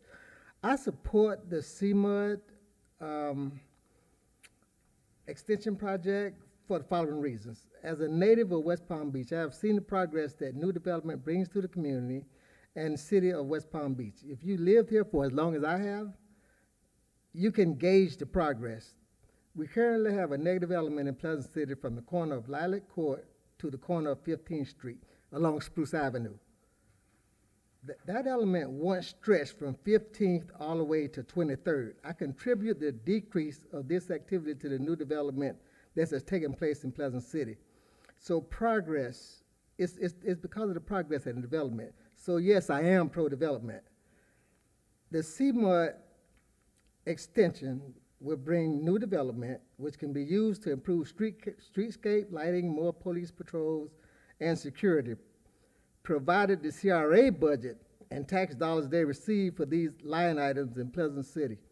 Moreover, the project should also provide jobs for skilled and unskilled labor, which covers all people in the area, provided they want to work. For these reasons, I encourage your support. Also, mixed use includes commercial. One thing I do know developers have to do is pay taxes. And when they pay those taxes, those CRA dollars in the CRA district goes back into the community. So my ask wouldn't be from the developers, it'll be from the CRA. You know, because that's where we need to go to get the necessary funding that we need to improve our streetscape. One example of that is the resolution you just approved for the PSC security to come into Pleasant City. That's a perfect example of how those CRA tax dollars work. So between that and even the penny tax, that's for infrastructure. So those are the avenues that I feel we as a community need to be looking to to get some of the infrastructure, the lighting, the police, and all that type of things done. I don't think that we should really always ask developers in the business of making money, profit. So I don't see where we should always be asking what they're going to do for our community. They're going to pay their taxes. So I'm going to ask the city, the CRA, the penny surtax to service my community. These are the reasons that I support extension of the CMUD. Thank you. Thank you very much. Cheryl Jeter. Right here. Good evening, Mayor and City Commissioners. My name is Cheryl Jeter, and I am one of the managers for A&A Services. And I support CMUD and the expansion that's actually getting ready to take place. And the reason why I support that is because it does offer job opportunities for those residents in those particular areas. And as a staffing firm, an insurance firm, and security firm, we are able to assist those individuals with finding employment. That's citywide, statewide, and nationwide. We are a minority woman-owned business. So I do understand the initiative, and I sat here and listened today and all the resolutions that you all that was proposed today. My children attended UBK. 3 children, and I have 2 grandchildren that's getting ready to come up as well. So I do understand the expansion, the extension that needs to be done, and the growth. Thank you. Thank you very much. I'm going to read 3 more names. If you start making your way toward the podium. David Gibson, Bruce Lewis, and Joey Colombo. Mr. Gibson. Good evening.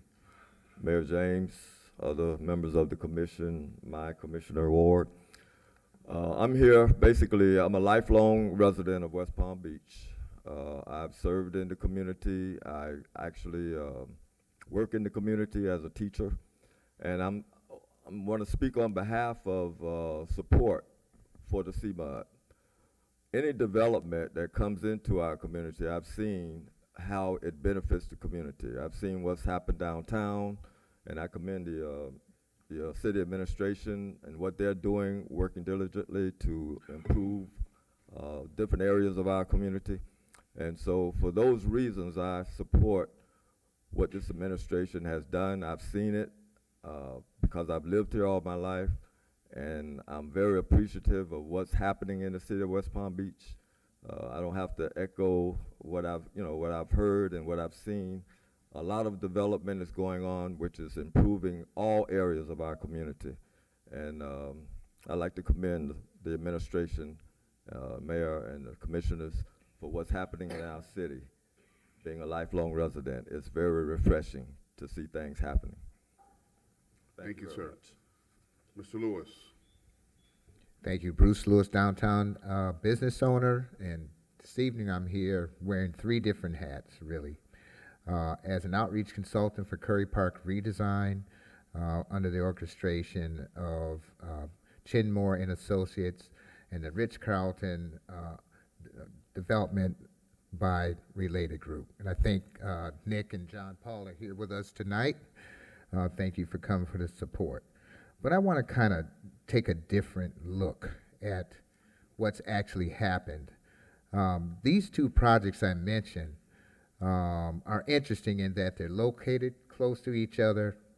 They both will benefit from the CMUD approval. Both will feed off each other. And both are a part of the city's panoramic vision. And so with that, I want to just give you a few statistics. From between April 2022 and October 2023, the outreach efforts by Related Group has totaled 14 outreach meetings, and it included a lot of stakeholders. If I were to add the Curry Park redesign project, outreach means that's a total of 34. So for a grand total of 48 outreach meetings that touched every stakeholder in the city and involved, all along the Broadway, the Flagler corridors. So the interesting thing, we did 2 surveys, and those surveys revealed 5 top priorities that we garnered from the community. And they were identical on the east side of the Broadway corridor, Dixie corridor, and on the west side. The only difference was that the order of priority. So that's key to me. Everybody wants the same thing, but different importance to them. I mentioned these stats and results of these two projects along the Flagler corridor, and embrace your forward thinking, sticking to the plan, moving the city forward, keeping the vision, and being perseverant about what we want to make this city a great city, a greater city than what it is. I don't envy you. Matter of fact, I'm glad it's you rather than me. You guys get paid the big bucks. Thank you for supporting.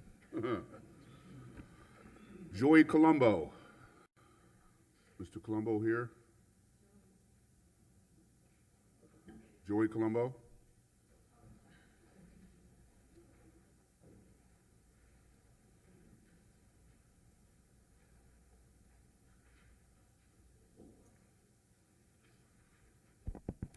I support the project because I think as a city... State your name and address for the record, please, Joey sir. Colombo. I think as a city we need to always be moving forward, and the only way to do that is to build, and I'm excited for all the economic development it will provide. Thank you. Thank you. Three other names: Derek Olson, Whitney Jean, and Brad Deflin. Mr. Olson?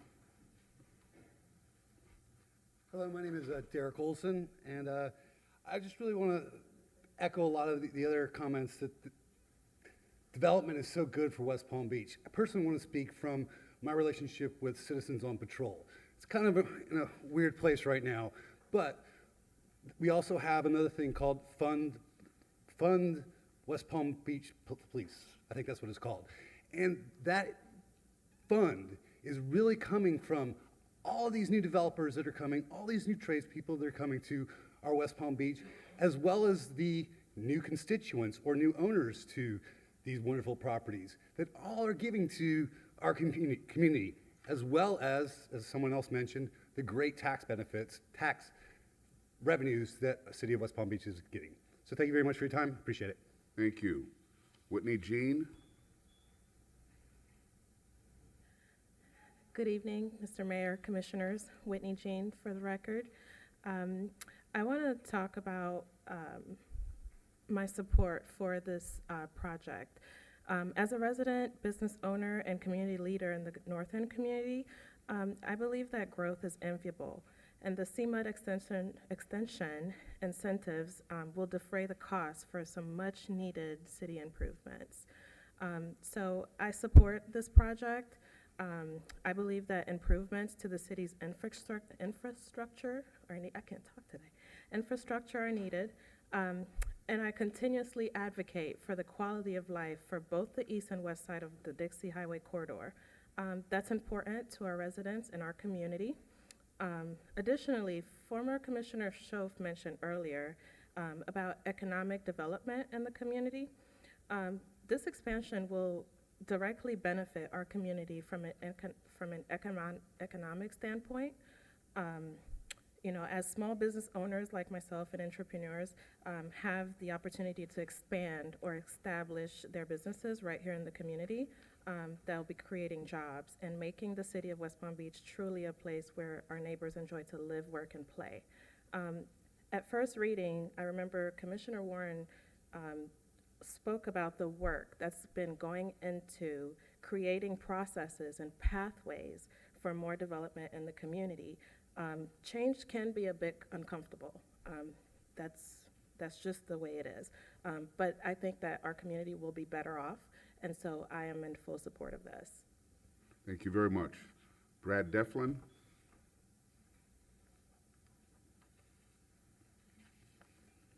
Firstly, thank you, Mayor James and City Commissioners, for allowing me to speak today. For the record, my name is Brad Deflin. I stand before you in strong support of the expansion of the North Flagler corridor. This development benefits both our city and the corridor itself. providing much-needed upgrades to infrastructure like Flagler, Dixie, Curry Park, and more, without increasing taxpayer burdens. It exemplifies effective collaboration between the public and the private sectors, which sets a positive precedent for future city development. Thank you. Thank you. We do have a couple more cards. Joe Perez Dubois and Carlos Vidguera. Mr. Dubois? Oh, I'm sorry, Ms. That's me. I'm sorry, You're calling? Ms. Dubois. Yes. Yes, please proceed. Good evening, Mayor Keith James and Commissioners. My name is Joe Perez Dubois, and I'm a resident of West Palm Beach, residing in the So-So neighborhood. I'm also a real estate broker and have owned a real estate company here in Palm Beach County for the past 10 years. And tonight, I just want to state that I am in favor of the CMUD South expansion. Thank you very much. Mr. Vidguera, Carlos. Mr. Mayor and Commissioners, good to see you again. Carlos Vidguera, 4200 North Flagler. I'm here to speak today in favor of the CMUD expansion. I think it is the next step of what I think truly is an exciting time for the North End. There are a lot of great things heading our way. The right kind of expansion and growth on the North End that will be inclusive of our current residents and welcoming of new residents. We heard about education today. We heard about historic areas. These are all important pieces. Access to health care, and of course housing are all things that I think you'll be hearing a lot of in the future, and I support this next step toward that prosperous future. Thank you very much for your service. Thank you very much. Well, we do have a number of cards. People just wanted me to read their comments into the record. Tanya Rich, as a resident transportation business owner, I believe growth is enviable, and the CMUD extension incentives will defray costs for much-needed city transportation improvements. Kendall Corso, I am in full support of the expansion and development of this amazing city. Roy Assad, I've been a resident and have had several businesses in downtown West Palm Beach area for the last 20 years. I've enjoyed living, walking, and seeing the smart growth we have all witnessed in our beloved city. I live in the Icon Marina Residences, 44 to 44 North Flagler Drive, West Palm Beach, Florida. I wanted to express my support for the related company's development in the Curry Park area.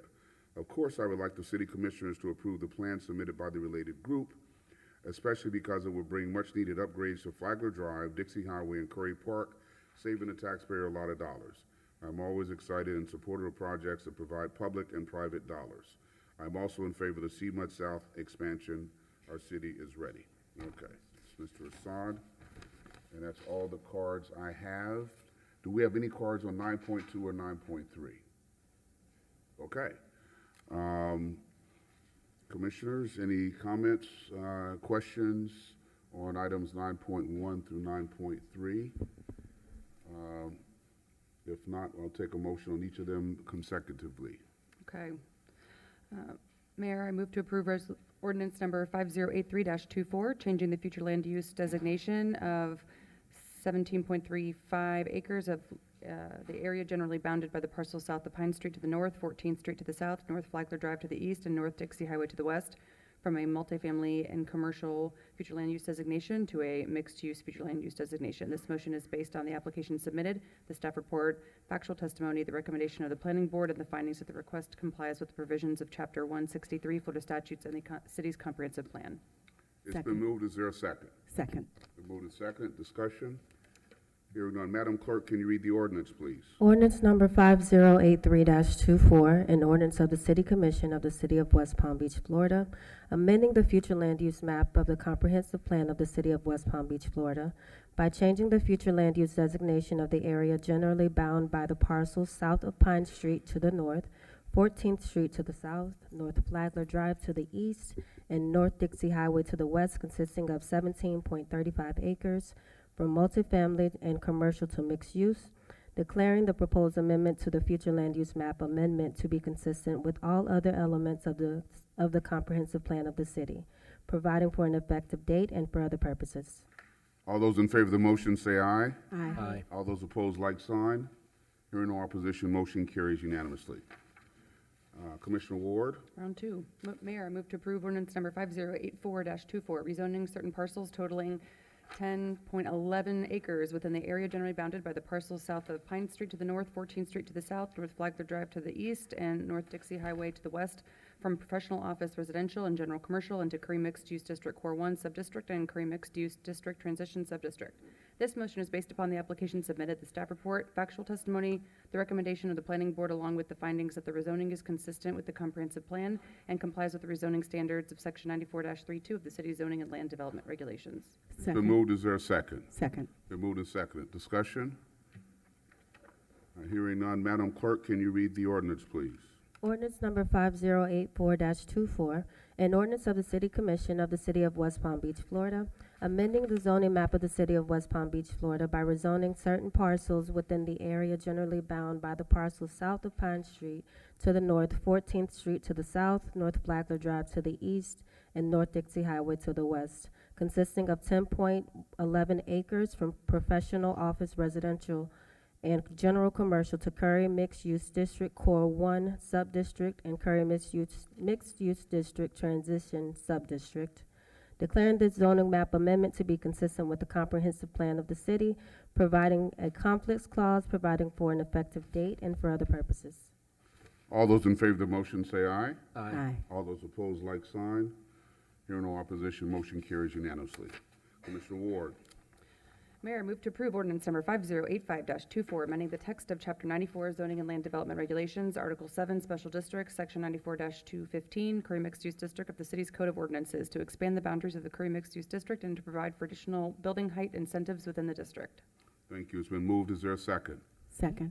Been moved and seconded. Discussion? Hearing none. Madam Clerk, can you read the ordinance, please?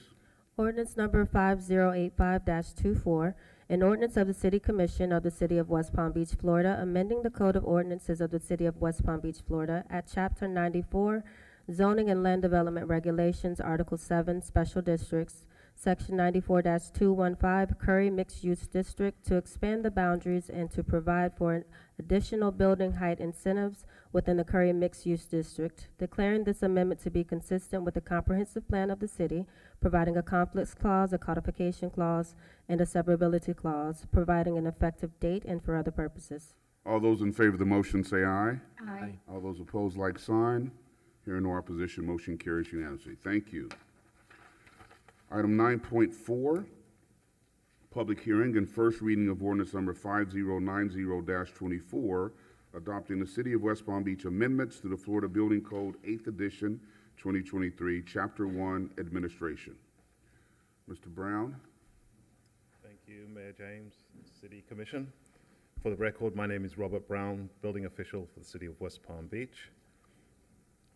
This item is related to the Florida Building Code, and the Florida Building Commission has adopted a new version of the Florida Building Code on a 3-year cycle, and each jurisdiction has the opportunity to amend Chapter 1 of the Florida Building Code. No other chapters of the Building Code can be amended. Those are technical chapters. The majority of jurisdictions do amend Chapter 1 of the code, and typically what it does, it allows us to establish what the minimum document requirements are, the minimum inspections that we are required to perform and require the contractors to schedule. I sit on the Building Code Advisory Board of Palm Beach County. The BCAB actually does put forward recommendations for all of the jurisdictions to use in their establishing of their own Chapter 1 amendments. The City of West Palm Beach amendments that we're proposing actually do adopt most of those recommendations, and then also incorporate the Chapter 1 amendments that we had from the prior version of the code. So no drastic changes there. The most significant things that are changed for this version of the code are there's some additional options for property owners who have expired permits and who need to close those permits out so properties can be sold and they can move forward. So we have additional options that are available to us to assist them. There's also specific reference to property owners who are regrading their property to make sure that they do not drain stormwater onto neighboring properties, which is something that we found was coming up quite a bit. So we've incorporated a requirement there for the lot drainage plan. And then something that the majority of us here will be aware of is the mandatory structural inspections for condominium buildings and co-op buildings that are more than 3 stories tall. And once they get to 25 years since being occupied, or 30 years since being occupied, if they're more than 3 miles from the intercoastal, they're required to submit a mandatory structural inspection performed by an engineer or architect to our office for our review and record. So that also, the outline for that program is also in the Chapter 1 amendments. Staff recommendation to the Commission is to approve the proposed amendments to the Florida Building Code under this ordinance first reading. Thank you very much, sir. Any questions for staff, commissioners? Hearing none, I will entertain a motion. Mayor, I move approval of ordinance number 5090-24 on first reading and schedule second reading for March 4th, 2024. Second. It's been moved and seconded. Discussion. Hearing none, Madam Clerk, can you read the ordinance, please? Ordinance number 5090-24, an ordinance of the City Commission of the City of West Palm Beach, Florida, amending the Code of the City of West Palm Beach, Florida at Chapter 18, Buildings and Building Regulations, Article 2, Building Code, Section 18-32, City Amendments adopted, adopting by reference the amendments to the Florida Building Code, 8th edition, 2023, providing a conflicts clause, a severability clause, and a codification clause, and an effective date, and for other purposes. All those in favor of the motion say aye. Aye. All those opposed, like sign. Hearing no opposition, motion carries unanimously. Thank you. All right, we're now getting to the quasi-judicial portion of our meeting. Commissioners, I'll need you to make your disclosures, please. We'll start with Commissioner Peduzzi. As to items 10.1 and 10.2, I have had ex parte communications with representatives from the applicant. I have received written communications from residents. I have not conducted an investigation. I have not made a site visit, nor have I received any expert opinions. As to items 10.3 and 10.4, I have had ex parte communications with representatives of the applicant. I have not received written communications. I have not conducted an investigation. I have not made a site visit, nor have I received any expert opinions. As to item 10.5, I have not had ex parte communications. I have not received written communications. I have not conducted an investigation. I have not made a site visit, nor have I received any expert opinions. I request that these disclosures and all written communications be made a part of the record. Very good. Commissioner Fox? As to items 10.1 and 10.2, I have had ex parte communications with the applicant. I have received written communications from residents. I have not conducted an investigation. I have not made a site visit. I have not received expert opinions. As to items 10.3 and 10.4, I have had ex parte communications with the applicant. I have not received written communications. I have not conducted an investigation. I have not made a site visit. I have not received expert opinions. As to item 10.5, I have not had ex parte communications. I have not received written communications. I have not conducted an investigation. I have not made a site visit. I have not received expert opinions. I request that these disclosures and all written communications be made part of the record. President Warren. 10.1 and 10.2, I have received emails from the community. I have met with the applicant. I have also made a site visit. I have not conducted an investigation. I've received expert opinions. In reference to items 10.3 and 10.4, I have met with the applicant representative. I have not received written communications, not conducted an investigation, not made a site visit, not received expert opinions. As to matter 10.5, I have not had ex parte communications. I have not received written communications. I have not conducted an investigation. I have not made a site visit. I have not received expert opinions. I request that these disclosures and all written communications be made part of the record. Thank you. Commissioner Lambert? Thank you. As to items 10.1 and 10.2, I have had ex parte communications with representatives of the applicant and the community. I have received written communications. I have not conducted an investigation. I have made a site visit. I have not received expert opinions. As to item 10.3 and item 10.4, I have had ex parte communications with the applicant. I have not received written communications. I have not conducted an investigation. I have not made a site visit. I have not received expert opinions. As to item 10.5, I have not had ex parte communications, not received written communications, not conducted an investigation, not made a site visit, nor have I received expert opinions. I request that these disclosures and all written communications be made part of the record. Commissioner Ward. As to items 10.1 and 10.2, I have had ex parte communications with representative of the applicant. I have received written communications in the form of emails. I have not conducted an investigation, have not made a site visit, have not received expert opinions. As to items 10.3 and 10.2, I have had ex parte communications with representatives of the applicant. I have not received written communications, not received, not conducted an investigation, not made a site visit, not received expert opinions. As to item 10.5, I have not had ex parte communications, have not received written communications, have not conducted an investigation, have not made a site visit, have not received expert opinions. I request that these disclosures and all written communications be made part of the record. Thank you. Madam Clerk, can you swear in all witnesses, please? Would everyone wishing to speak on items 10.1 through 10.5 please stand and raise your right hand? Do you swear that the testimony you're about to give is the truth, the whole truth, and nothing but the truth? I do. Thank you. Okay, thank you. Now, you want me to read items 10.1 and 10.2 all at once, because you're doing single presentation, right? Yes, we wish to combine. Okay. Item 10.1, public hearing and second reading of ordinance number 5086-24 regarding a future land use map amendment to change the future land use designation of approximately 6.51 acres located 8111 South Dixie Highway from multifamily MF to commercial ECE, and public hearing and second reading of ordinance number 5087-24 regarding a rezoning to change zoning designation of approximately 6.51 acres located 8111 South Dixie Highway from residential plan development RPD to general commercial GC.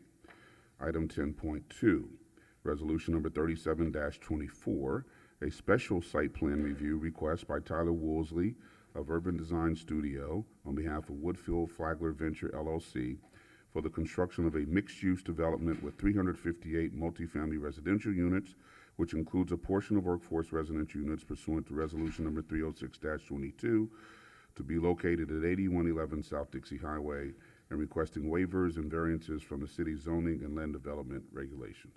All right. All right, good evening, Mayor, Commissioners, everyone. Jermaine Swaby, Planning and Zoning Senior Planner for the record. Just a note, for the special site plan review, the applicant will be presenting first, and then will be followed by Jennifer Ferriol for the workforce housing, then the staff would present. Very good. Good evening, Mr. Mayor, Commissioners. For the record, Harvey Oyer of Schutz & Bowen on behalf of the applicant, Flagler Realty and Development and Woodfield, the joint venture partners on this project. So we were before you 2 weeks ago for the first reading of the land use amendment and the rezoning. Unless you would like me to repeat it, nothing has changed with the exception of one issue that I want to make you aware of. Your staff has suggested a condition of approval in the FLU amendment, which is the first item you would vote on, to cap the amount of traffic to the traffic associated with this project, which addresses any concern that there might be about this project not being built and then a future project being built with a greater traffic impact. So to alleviate that concern for everyone, your staff and the applicant have worked together to cap the traffic at the traffic counts associated with this project. That would be reflected in the FLU amendment. We accept that condition. That is the only thing that has changed in the last 2 weeks. So unless you would like to see the presentation again, what we thought might be a better use of everyone's time is spend some time looking at the site plan, which you have not seen. The site plan includes some waivers, and then come back afterwards and answer any questions that you might have about what is 10.1 in your agenda and 10.2 in your agenda. So whatever your pleasure is. No, there's no need to repeat the presentation from 2 weeks Okay. ago. Let's proceed right with the. With that in mind, please allow me to introduce the architect of record, Keith Spina, who will walk through the design of the project. He will be followed by Tyler Woolsey, who will walk you through the requested waivers. Thank you. Good evening, Keith Spina with Spina O'Rourke. Harvey forgot to go through his 20 boring slides, so I'll do that real quick. And excited to be here on the project. Just so everybody knows, for the record, I also live at 245 Murray Road. I think we moved to the South End neighborhood when I was like 4 or 5. I'm now a lot older. Just a couple of years ago, right? Just had my 60th birthday, so still live in the neighborhood and love it. So I'll keep mine equally as brief. But again, the site plan, I think everyone's fairly familiar with it. Gregory Road to the north, South Dixie Highway to the east, the spillway to the south, and the tracks or West Palm Beach Golf Park to the west. The project is a mixed-use project. It has 2 retail buildings. One is a grocer on the northeast corner of the site. On the southeast corner of the site is just a traditional retail building for a variety of different types of retail uses. We have the parking area, which is just parking on grade, pull in from Gregory, and parking for all the retail and the public kind of amenity space along the spillway. And then west of that is the apartment building, which is 358 units, 8 floors, and has amenity, open pool and decks in the middle, and then a parking garage to the west buffering against the against the railroad tracks. There's a mix of studios, 1s, 2s, and 3-bedroom units, and then I think everybody is aware of this, but it's really kind of a special part, 25% or 90 units in the building are workforce housing units. The retail is about 19,200 square feet, which 15,000 of it is the grocer on the northeast corner. I'm just going to keep it real simple and quick. But so this is, if you're entering in from Lake Worth Beach, welcome to West Palm Beach. You're looking at the spillway or the water in the foreground. We are going to do some development along the bank to activate that and allow for kayaks and different types of water access there.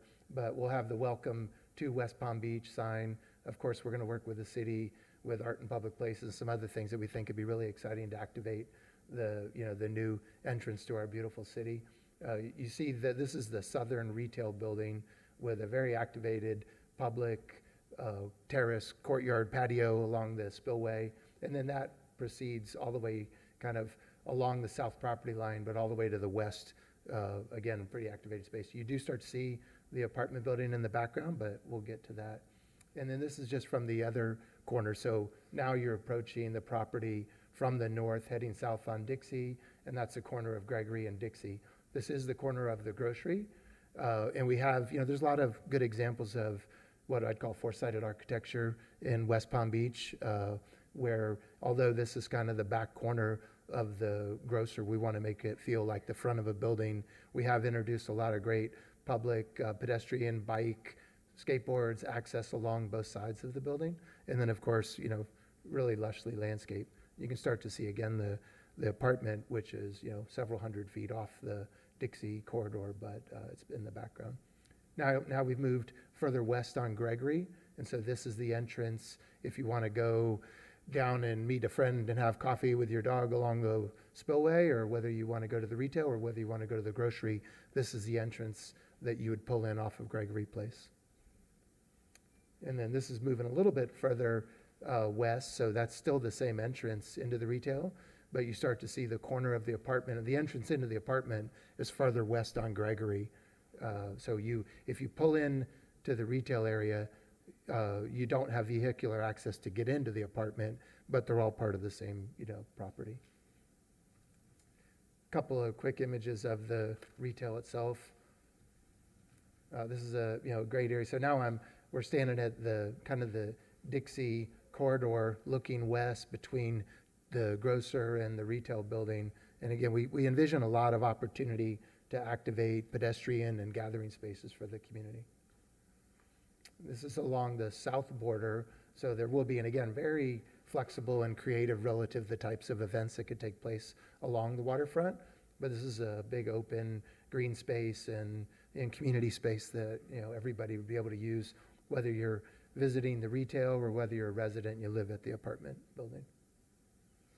This is a view from the kind of coming over the Dixie Bridge, you know, entering West Palm Beach, and you're looking at this would be the southeast corner of the apartment with the public and pedestrian access along the spillway on the whole south side. And then that's looking back, there's the bridge coming over the spillway from Lake Worth Beach, the retail in the background, and this is the apartment in the foreground, and then you start to get just a little bit higher perspective of what the open space looks like, and then you can start to see some of the fun water activation along the spillway. And with that, I'll turn it over to Tyler. Good evening, Mayor, Commissioners. Tyler Woolsey, Urban Design Studio, on behalf of the applicant. Here to cover the more technical components of the waiver request. I'll promise to keep it as lively and as brief as possible. Here you just see that we are showing compliance with the site plan review standards and similarly compliance with the special review standards established in Resolution 30622. Staff concurs with this compliance as described within the resolution in your staff report. So I'm going to run through very quickly 7 waiver requests that are associated with this site plan. Through the PPRC review process, we've collaborated with your staff and all disciplines and have reached agreement on these limited waivers here that make the project truly a better project overall. So starting with waiver number 1, the residential building setbacks, specifically the side and rear setbacks for the residential building. The requirement for side and rear setbacks for a multifamily structure are 1/2 of building height. In this case, we're looking at just over 46 feet required setback. From Gregory, we're providing the 22 feet. That's our most significant condition. We're requesting a 53% waiver there. We're also requesting that waiver from the rear to the FAC rail, as well as to the south for the canal right-of-way. And I'll show you here some of the surrounding conditions so you get an idea of the building in context. Although we are requesting a 22-foot setback, proposing a 22-foot setback rather, to Gregory. Gregory Road with the right-of-way dedication associated with this project is a 50-foot wide right-of-way. And currently with the proposed development in the existing structure in Palm Coast Plaza, we're looking at just over 150 feet of building separation. The FEC track, obviously, to the west of the project is the rear property line. 75-foot right-of-way there, which backs up to the city's golf park, so substantial separation from any existing structures to that area. And then similarly, we have the canal right-of-way to the south of us, which provides a natural buffer there to the south. I call those out and then speak to the front setback, which we have significantly increased from the minimum of 25 feet to over 330 feet, because the true impact of the building, the feel of the building is most important, we feel, from Dixie Highway, the frontage, where to the east of Dixie Highway you have your single-family communities. And so in order to properly screen the structure and create a visual feel where you see the lush landscape, you see the non-residential structures and the public areas prior to the residential structure for anyone moving down Dixie. Waiver number 2 is a request for the number of access points. This is the existing condition of the site. You see there's one access onto Gregory, one onto Dixie. We're proposing all 3 of our access positions to be off of Gregory Road. In coordinating with staff, we all felt like it was most appropriate to close that South Dixie Highway vehicular access in order to prioritize the pedestrian experience. That access was also very close to the bridge, so created some concern there, as well as a grade differential. And so we've located all of our access points onto Gregory Road, as you see. I will, reiterate what Keith mentioned, is that we have a dedicated access to our surface lot serving the residential and the open space, and dedicated access for resident entry into the garage and resident service and loading. And so in that way, the functions of the site are separated by their access positions to minimize any potential conflicts. We are also proposing along the Gregory frontage and throughout Dixie an expanded pedestrian experience with appropriate landscaping, so truly trying to prioritize the pedestrian experience with this site. Here again, waiver number 3 relating to the access points. This is a request for relief from the separation of access points. Along Gregory Road, we're required 125-foot separation between access points, and we're requesting to propose 86.2 feet of separation between the dedicated residential garage entry and the residential service and loading entry. Obviously, that service loading entry has far less traffic than you would expect to see in the residential access, and by separating those two access points and the function of those access, it minimizes any potential for vehicular conflict. Waiver number 4 relates to the parking lot, and specifically one terminal island that you see indicated there. Within the city's code, there's a requirement that the terminal landscape islands be the same width of the adjacent parking stalls, which is 18 feet in length. In this case, one of our 8 terminal islands creates a condition in which we have a cart corral for the grocer located in what would be the parking space adjacent, as you see there in the bottom right hand of your screen, a blow up from the site plan. So our terminal island technically is only 14 feet in length, where it would be 18, but through providing that cart corral and the striping in that adjacent space, we serve the same function. That condition exists in order to accommodate vehicular circulation and specifically truck turning movements through the parking lot so that we know trucks can function to service the non-residential uses. Again, relating to the non-residential surface parking lot, we're requesting a waiver to eliminate what would be a required divider median. The purpose of divider medians is twofold: to provide landscaping, tree canopy within the parking lot, as well as to, as you see there in the bottom right hand, a graphic from your code, to break up long runs of parking in order to minimize speeds through parking lots. The entire design of our parking lot here is an urban compact form, and so you see when you compare it to the figure from straight out of the code, which is more reminiscent of a typical shopping center parking lot, that it truly does not mesh with the design proposed here.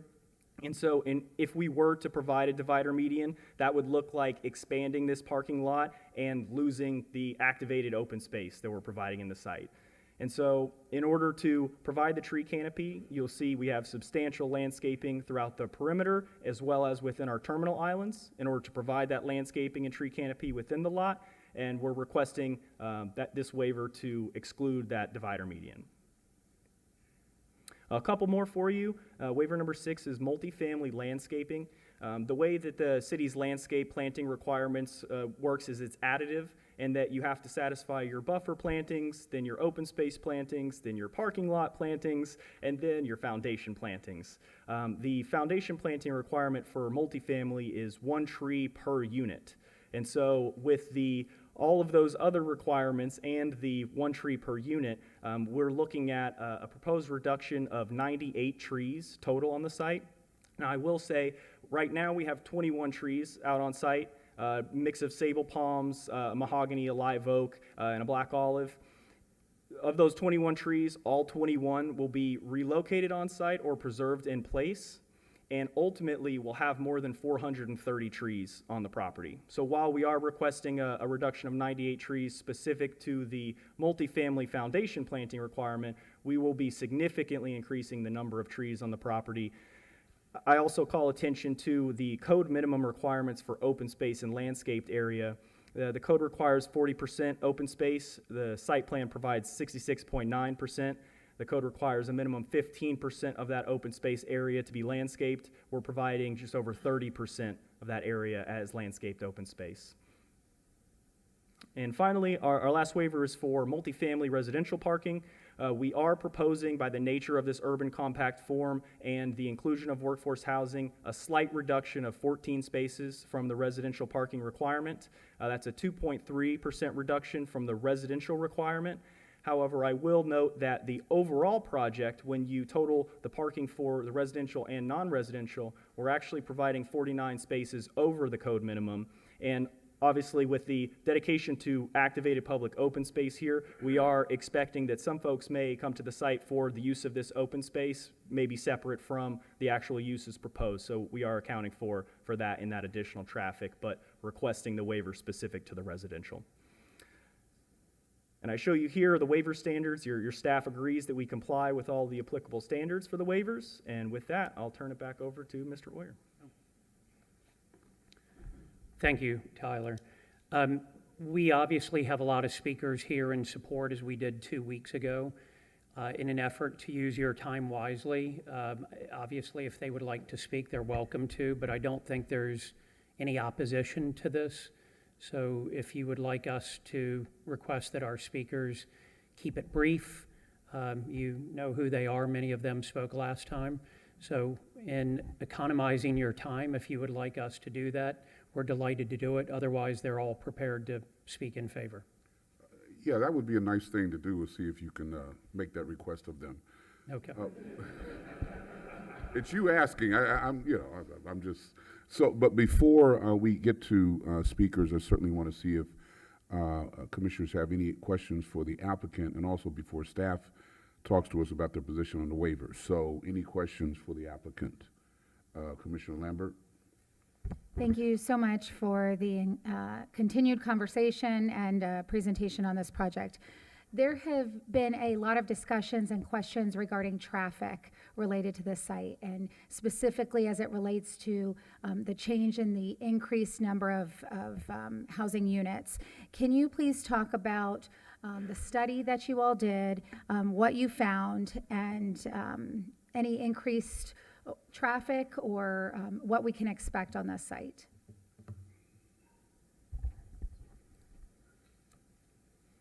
Certainly. So I think we can address this in several different, oops.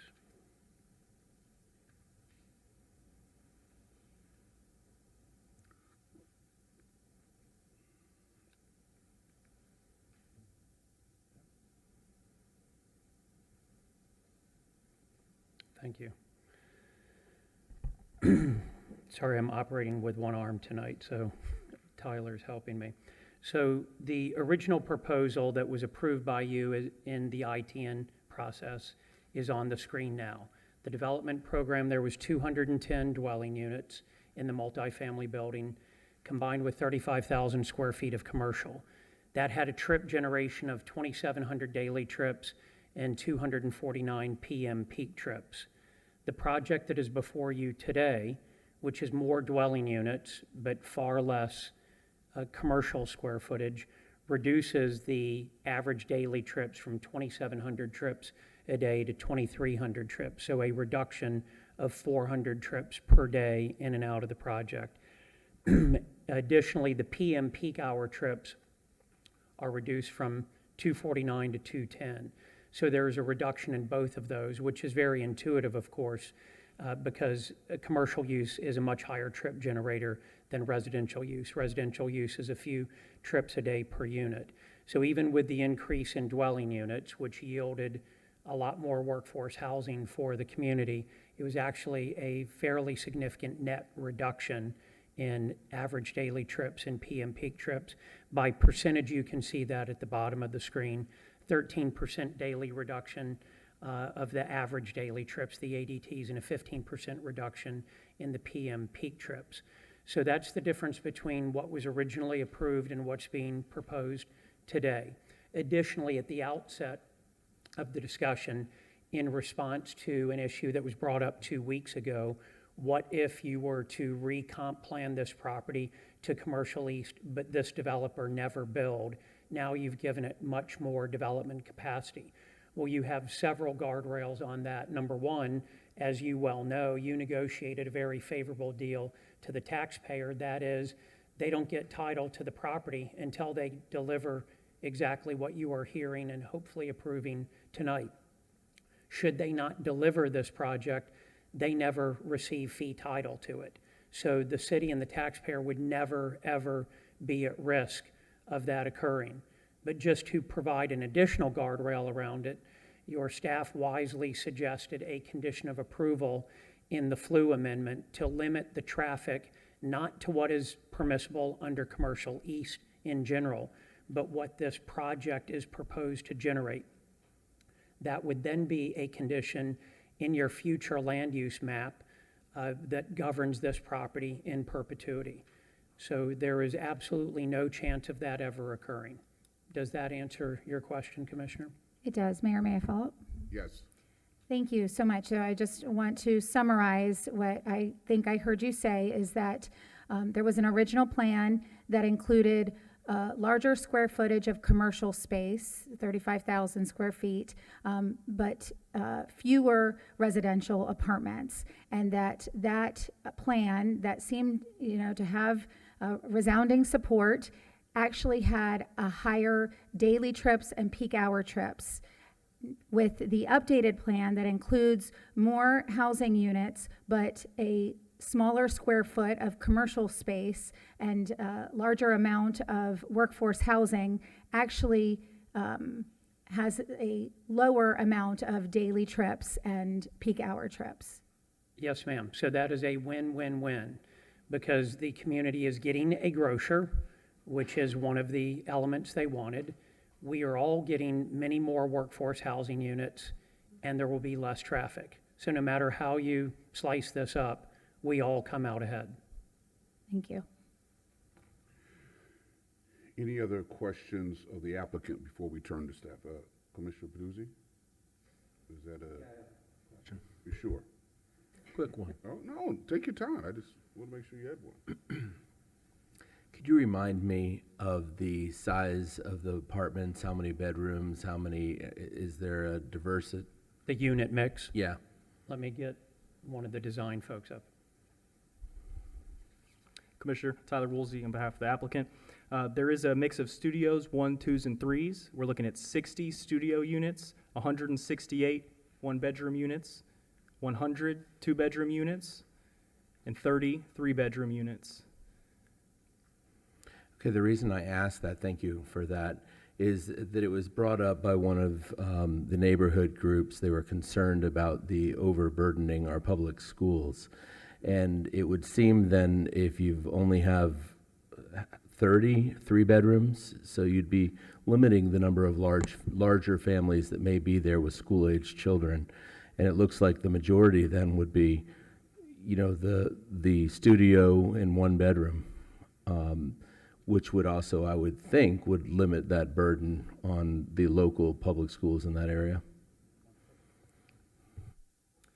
Yes, sir. The way that the school district calculates school impacts is based on number of bedrooms, with larger bedrooms resulting in more student generation than smaller bedrooms. And so that is the case, yes. Thank you. Any other questions for the applicant before we turn to staff? Okay. Staff, can you come and address, not you, Ms. Ferriero, because I know you're going to talk about workforce housing, right? Who from staff can talk about the variances and the staff's position on the variances? Okay.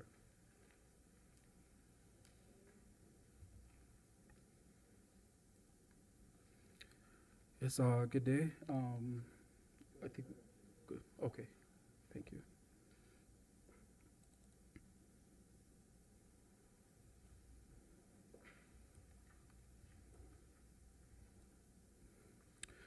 All right, good evening again. Jeremy Swaby, Senior Planner for the record. Pretty much applicant was thorough with the details for the presentation. I would like to add that the planning board unanimously voted 6 votes to 0 in approval of the future land use map amendment and rezoning on December 19, 2023. Also, staff finds that the request complies with the interim standards found in resolution 306-22 for residential projects, which supplies workforce housing. And therefore, staff recommends approval with the waivers for resolution 37-24. Okay, very good. Any questions for staff, commissioners? Okay, thank you. Now, Ms. Frey, you're going to talk to us about the workforce housing component? Thank you.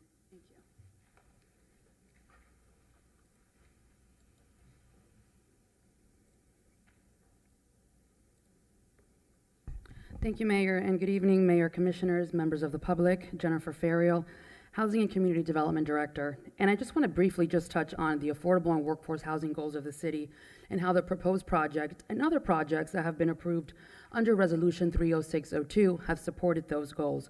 I probably should have made this presentation earlier on when we initially, or for the first project that was proposed under this resolution, but neither here nor there. Here we are today. And it goes without saying, Mayor, that with your leadership and with the unyielding support of the City Commission and City Administration, affordable and workforce housing has been a top priority in our city, specifically over the last 5 years.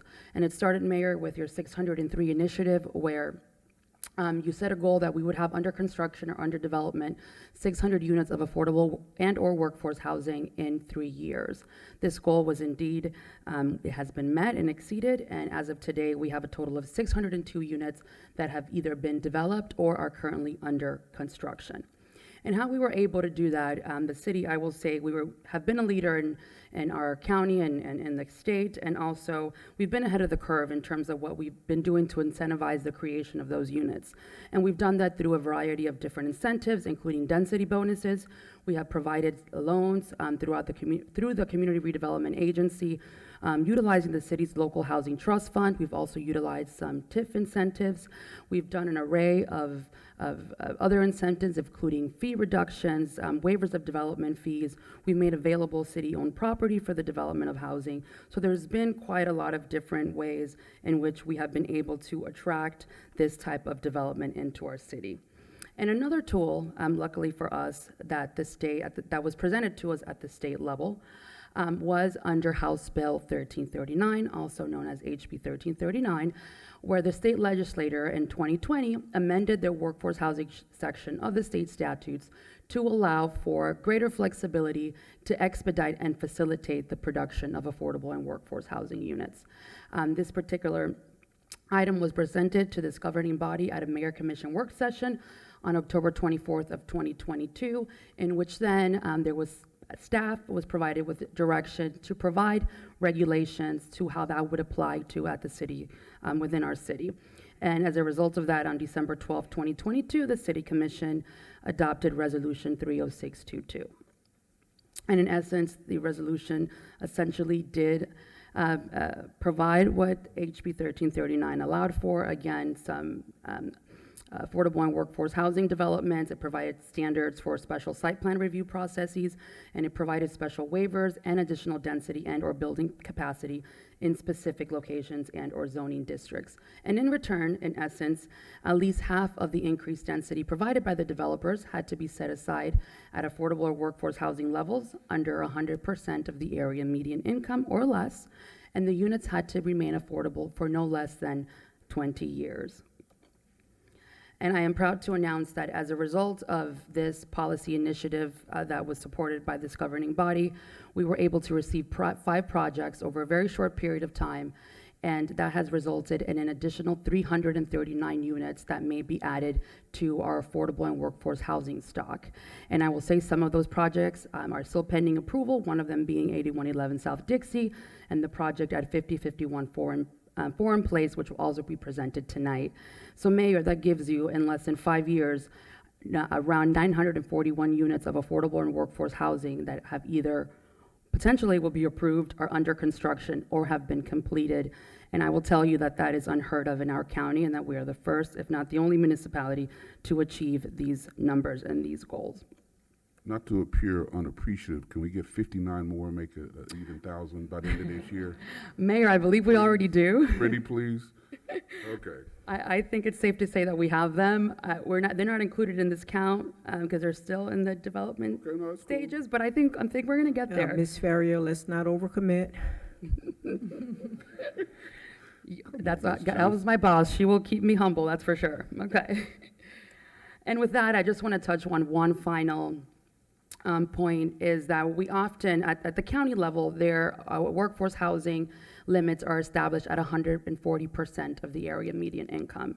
And in our city, and under this resolution, we were able to negotiate affordable and workforce housing at 100% of the area median income, which is way below what you would traditionally see when you are negotiating workforce housing deals. So that, again, is also unprecedented and something that we as a city should be extremely proud of.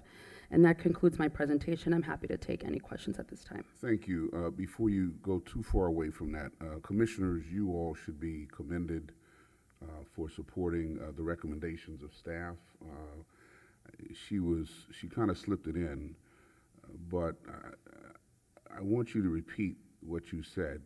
We are way ahead of the curve. We, the city, are way ahead of the curve in this county and perhaps even the state in terms of the amount of units, the number of units of affordable and workforce housing that we've been able to approve. And you all should pat yourselves on the back. Staff, thank you for HCD, development planning, for being creative, thinking outside the box, coming up with programs that the developers have latched onto. Clearly, we, the city, aren't building this, but we're trying to provide sufficient incentives to the development community that they will want to build it. And the final point is, each of those units, these are numbers on a piece of paper. Don't lose sight of the fact that there are human beings who are now able to have a roof over their head.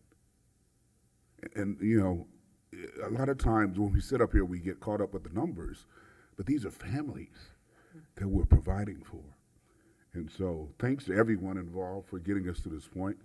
Hopefully we can get to that 1,000 units before the end of this year. But again, these are human beings, these are families that we are providing for because of the innovation, the creativity of staff, the support of you all as commissioners. So thank you. Any questions for staff on this point? Commissioner Benuzzi. Thank you, Mayor. I know that there was a request from one of the neighborhood groups that a certain percentage of the sale of this property be set aside for local area, for improvements in that local area where the neighborhood group is. And I just wanted to make sure that was addressed so that we're not sweeping it under the rug. I just wanted to know, maybe from legal, is that something that we can consider, should consider? Has it ever been considered before? Or have we ever done it before? Before you go down that road, you can't consider it because I, as the mayor, have not put it on the agenda. And it will not be put on the agenda. So it's not even a topic of discussion because it has not been presented to this body for consideration. So, I mean, legal, you can weigh in on it. But a condition precedent is that it is brought before you by administration. Administration has not and will not bring that proposal before you.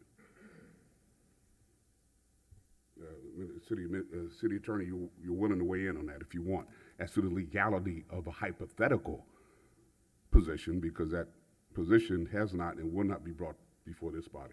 Well, I'll just address it as it's not part of the application that's before you for consideration, as the application before you is a comprehensive plan change. Can you speak up? I'm sorry. That what's before you is a comprehensive plan change, a zoning change, and a site plan approval, none of which contemplate or require consideration of the question that was posed, nor could they legally be a condition of approval of those zoning regulations. Mayor, follow it? Yes. And that's essentially what I'm getting at, Mayor. Is it something that we can consider, or that we either legally or under the rules can't consider? I mean, it's just, it was brought up by a constituent group, and I thought that it should at least be addressed. Do you consider it addressed now? No, I just want to make sure your question was answered. I think the city attorney made it fairly clear that it's not within the scope of what we're considering here today. No. Ms. Ferrier, I do want to go back to the site. Maybe this is for the applicant, but I want to make sure, and I know the answer to this, but I want to make sure the 90 units of affordable workforce housing are interspersed throughout the unit. They're not segregated in any way. correct? That Can is somebody correct, confirm? Mayor, and that's required under the agreement that the units are not clustered and that they're segregated, and that we have a mixed, that the number of workforce and affordable housing units are proportionate to the unit mix in terms of studio apartments, one bedrooms, two bedrooms, and so forth. Great, thank you. Commissioner Lambert. Thank you. Ms. Ferriel, appreciate this presentation. Thank you so much. It's always great to be on the leading edge, and I know that workforce and affordable housing is something that is not only discussed within our city, but countywide and nationwide. So I'm proud of the work that we're doing here at the city. Do you mind going to the next slide and just talking specifically about this site, if you can, about the number of units at each AMI level and the rent limit that will be placed on those units?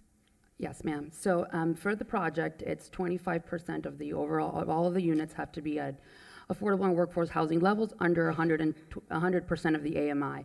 25% of those have to be at 60% of the area median income, which is this right here. The other 25% have to be under 80% of the area median income, and then the remaining will have to be under 100% of the area median income. And that really depends on your household size. So if you're a household size of 1, the maximum that you can make is $68,200. If you're a household size of 3, the maximum would be $87,700. Now, in terms of the maximum rents based on studio 1 bedrooms and 2 bedrooms, it depends again on your income, on your AMI range. So if you're a 60% AMI for a 1 bedroom, the maximum that you can pay is $1,096. If you're at 100% AMI, for example, and you're going to rent a 2 bedroom, the maximum that you can pay is $2,192. And these maximums are set at the state level, and they're published annually by Florida Housing Finance, and those are the limits and the income guidelines that we utilize on an annual basis. And the developer would have to adhere to these income guidelines for the affordability period that's set forth in the agreement. And who oversees the administration of this program? That would be my department. So there is a workforce housing compliance division in our department, and what we do every year is that we have to go out to the developer. We do an annual monitoring. We look at their rent rolls. We do some specific reviews of their specific files to ensure that all the documentation that's required to document eligibility is in those files, and there are some provisions in the agreement in case the developer does not adhere to those provisions, but we're confident that we can work well with our development community to achieve these goals. So, thank you. Again, I call this is essential housing. This is housing for our school teachers, nurses, the folks who service in the restaurants that we go to, hospitality workers. We can't continue the explosive, transformative growth that we've been experiencing, which has been beneficial to the city in a number of ways, not including the fact that it adds to our tax rolls, if we do not address this very dire need. We can't have people trying to commute 40, 50, 60 miles from here to work in our city and think that that's sustainable. So again, and you all know this, I'm preaching to the choir, the need is great for this essential housing. This is not low income. This is housing for essential workers who keep the wheels of commerce turning in our city that are so essential to that effort. Anything else? Yes, President Warren. Mayor, I'd just like to say that I'm looking forward to when we look back at the 1,000 workforce and affordable housing units that we're talking about, 941 units that we're talking about today, and that we're looking at it because we've surpassed it by so much. Getting this accomplished has truly been challenging. It's been challenging on many levels because we've had to go to the board and create incentives and create opportunities and make this possible. And every time that we've come to this dais for these conversations, we have been met with challenges and opposition, even though the need was great. And even though there were a lot of conversations and very negative talk, we continue to move forward, and we continue to move forward aggressively. I don't believe that we're going to stop this level of aggression in order to see these changes and this workforce housing stock come to pass. So I do applaud everyone for your efforts and work in doing this. I know that even prior to coming to the commission, most of us, or I, have had an initiative of supporting workforce and affordable housing. What I think is also something that needs to be reiterated here is the fact that the unprecedented move of perpetuity for the workforce houses that have been presented in this project. Mhm. And that was through very strong negotiation from the city and with the developer to come to a consensus and to understand that this was the best way forward for our city. So, I just reiterate some of the comments that have already been made, and I applaud all of the efforts and the work, and I know that we're going to continue to move this forward. So, thank you for your presentation. Thank you, President Warren. And if I may just add 2 points to what you stated. As it relates to 8111 South Dixie, this project did not receive any other incentive. They didn't receive grant dollars from the city. They didn't request any TIF. They couldn't because they're not in a CRA district. But just know that the only incentive being provided in this particular project and many of the other ones that are presented are not receiving any other grant or any other funding source. And the other point I want to make is I had a colleague of mine in Miami say, how were you able to accomplish so much? What did you do? And I said, well, we had great leadership, great mayor, great commissioners that really put affordable housing on the forefront. I say it all the time, but we wouldn't be able to do it without you. So you should be applauding yourselves for your efforts and putting this on the forefront. So thank you.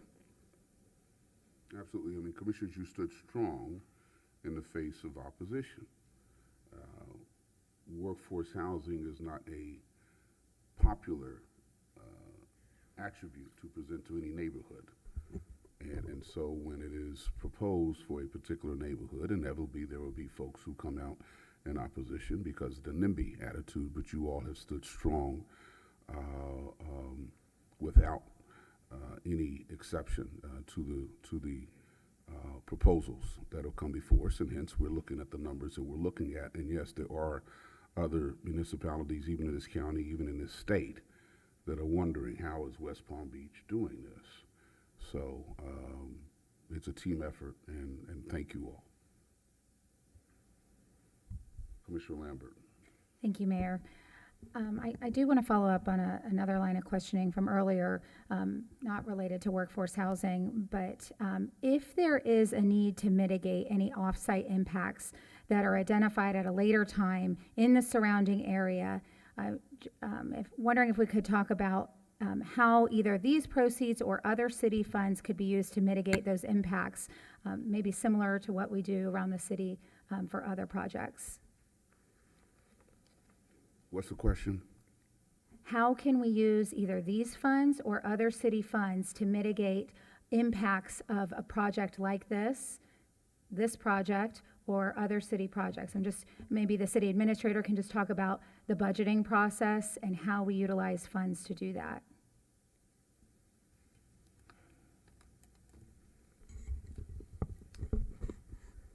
As it relates to the budget process, the proceeds from sale of city property goes into the one-time funding side of our budget, not the operating side, because they are one-time funds that come in, not ongoing operating dollars. As part of the one-time funding process that we have in place, we take a look at one-time funding that comes into the budget, and it comes in from a couple of different sources, but we look at what we have annually and then strategically develop a one-time funding proposal that includes requests from departments, certainly that includes items of priority from the mayor, and certainly if there is feedback from commissioners on items that staff should consider, those are taken into consideration. That one-time funding proposal is typically submitted to the board in between either April and maybe May. Sometime it slides to June, depending on just how the budget process is baked. The board then gets a presentation on the funding proposal and give us feedback or support or request that it be tweaked. Once it's finalized, it is then presented to the board for adoption of those items by F resolution to be baked into the budget, but it's one-time funding, not operating dollars. Follow up, Mayor? Yeah, but let me insert something here first. It is important to understand that we as a city go through a process where we establish priorities, whether it's street lighting, whether it's street paving, citywide.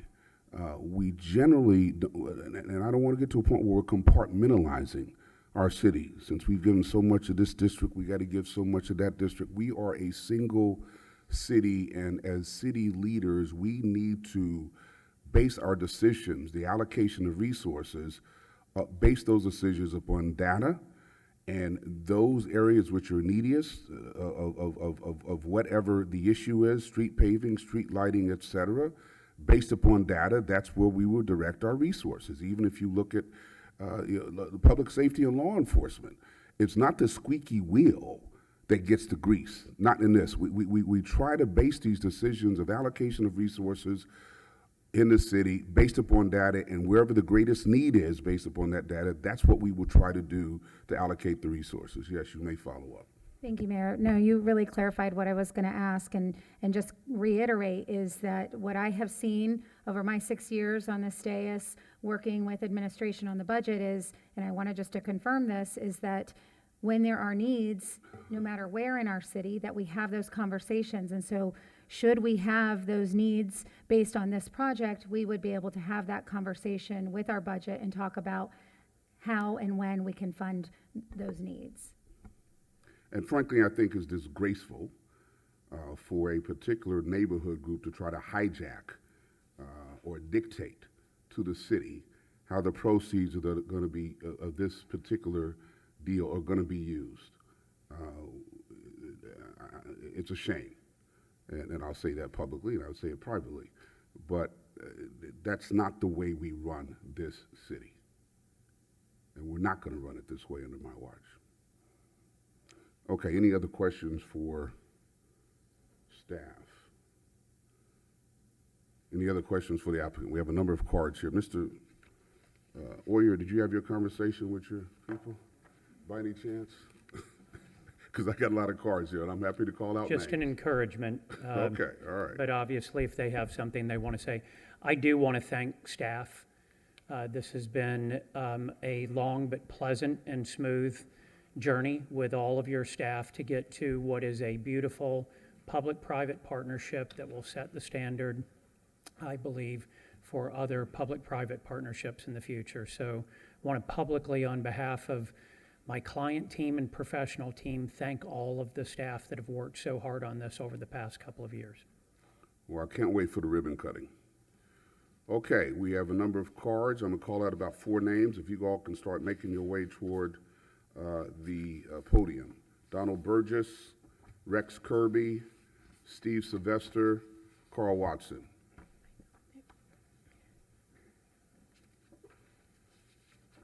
Mr. Grady has said he's not speaking, but he's in support. That's one down. Okay. All set. Mr. Mayor, Madam President, other members of the dais, for the record, Donald Burgess, President and CEO of the Chamber of Commerce of the Palm Beaches. As you weigh projects like this, there are always going to be pros and cons. And this one has a number of pros, which I think should be considered when you're going through the decision-making process. We're taking an unused piece of land, and it's going to be transformed. We all saw the pictures earlier into something that's going to make this city look even more beautiful than it does now. We're providing economic opportunities before, during, and after construction. We're providing housing solutions, which we spent a lot of time discussing earlier, much needed in the city. And let's not forget, we are going to be providing tax revenues for the city of West Palm Beach. So the Chamber of Commerce supports this development, and we're asking you to lend your support to it as well. Thank you. Thank you. Rex Kirby. Good evening, Mayor, City Commissioners. I'm going to take Mr. Oyer's lead and just be very brief, but I did want to point something ironic out. This morning, I was actually at the West Palm Beach Chamber with some trustees, and we were with a representative of the Federal Reserve, and she was asking us questions about what, our challenges are as businesses in the community. And the number one answer was affordable housing. So you're on a great path, and this project would obviously add 90 units, which is huge. And so I obviously am in favor of it and hope you will approve it. And you saw the beautiful picture, so there's not much more to say. Thank you. Appreciate it. Thank you, sir. Steve Sylvester. Steve Sylvester, 330 Hunter Street. I think I have Spina beat as well. I moved in at 5, but I'm a few years older than him, so I've been there quite a while in the South End. We've seen a lot of changes, and this is one change that's definitely going to be for the positive. I've tried to wrap my head around why there is opposition to it, and I just can't figure it out. It literally doesn't encroach on anything around it. It's a great project. It's going to open up that waterway that we've been on as kids for years and years, so I'm in full support of the project. Thank you, sir. Carl Watson. My name's Carl Watson. I live at 7620 South Flagler Drive. That's the part of Flagler Drive that wasn't paved all the way past the Ville, Mayor. Anyway, I just want to tell you I support this project. I told you 2 weeks ago what I thought of it. You saw what happened when Casamigos, those apartments were built. You saw the revitalizing of the old South End section from the Lake Worth Canal to Forest Hill. Is going to really be good. It's good for the people that own those businesses down there. I know most of them. I've talked to them, and they're all excited about it. And I'll be very brief, and that's all my remarks. Thank you. Thank you. All right, 4 other names, and make your way to the report. Devin Pierce, T.J. Solomon, Richard Dunn, and Tim Small. Mr. Pierce?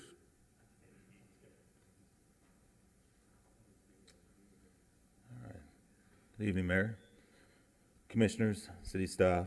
My name is Devin Pierce, Legislative Vice President with the West Palm Beach Association of Firefighters, 2801 Tuxedo Avenue. Here to offer support for the residents' development, which is to include affordable workforce housing at 8111 Dixie. This is a much-needed step in the right direction to provide greater access and opportunity for people who desire to work for the city, particularly for those in public safety. It's been exciting to watch the city's development over my 18 and a half years working here. I'm not from here. I was born and raised in Miami, Fort Lauderdale, Boca Raton. Didn't spend much time in West Palm until I began work here in 2005. Since that time, there's been tremendous change, and it's been wild just watching recently a boom in property values. Tremendous growth, high rises, and businesses coming to the city. But for those working in public service, specifically those wishing to raise a family in the city, it's become even harder to imagine that as a possibility. Presently, not many of our firefighters live within the city limits, usually like a handful if we ask somebody around. As we work to recruit and retain firefighters with the resolve and resilience to work for a busy, all-hazards fire department, it's been challenging becoming the destination fire department West Palm has been historically. New hires are leaving. Some of the most challenging calls, we have 2 high-rise fire in the last week. We have the highest tier training, education, and call volume in the region, yet driving an hour and a half home can put a significant strain on one's family and health. So hopefully more initiatives like this will take place so that the opportunity to work and live in this city can continue to be attractive, not just to those from all around, but also from those from the city who grew up here and who know the city because their roots are here, and maybe they won't leave. I would like to thank you for your support for this development and other initiatives to provide affordable workforce housing for the city. Thank you all. Thank you. T.J. Solomon. Good evening, Mr. Mayor, Commissioners. T.J. Solomon, 233 Arlington Road. Arlington Road dead ends into 8111, for those who don't know that.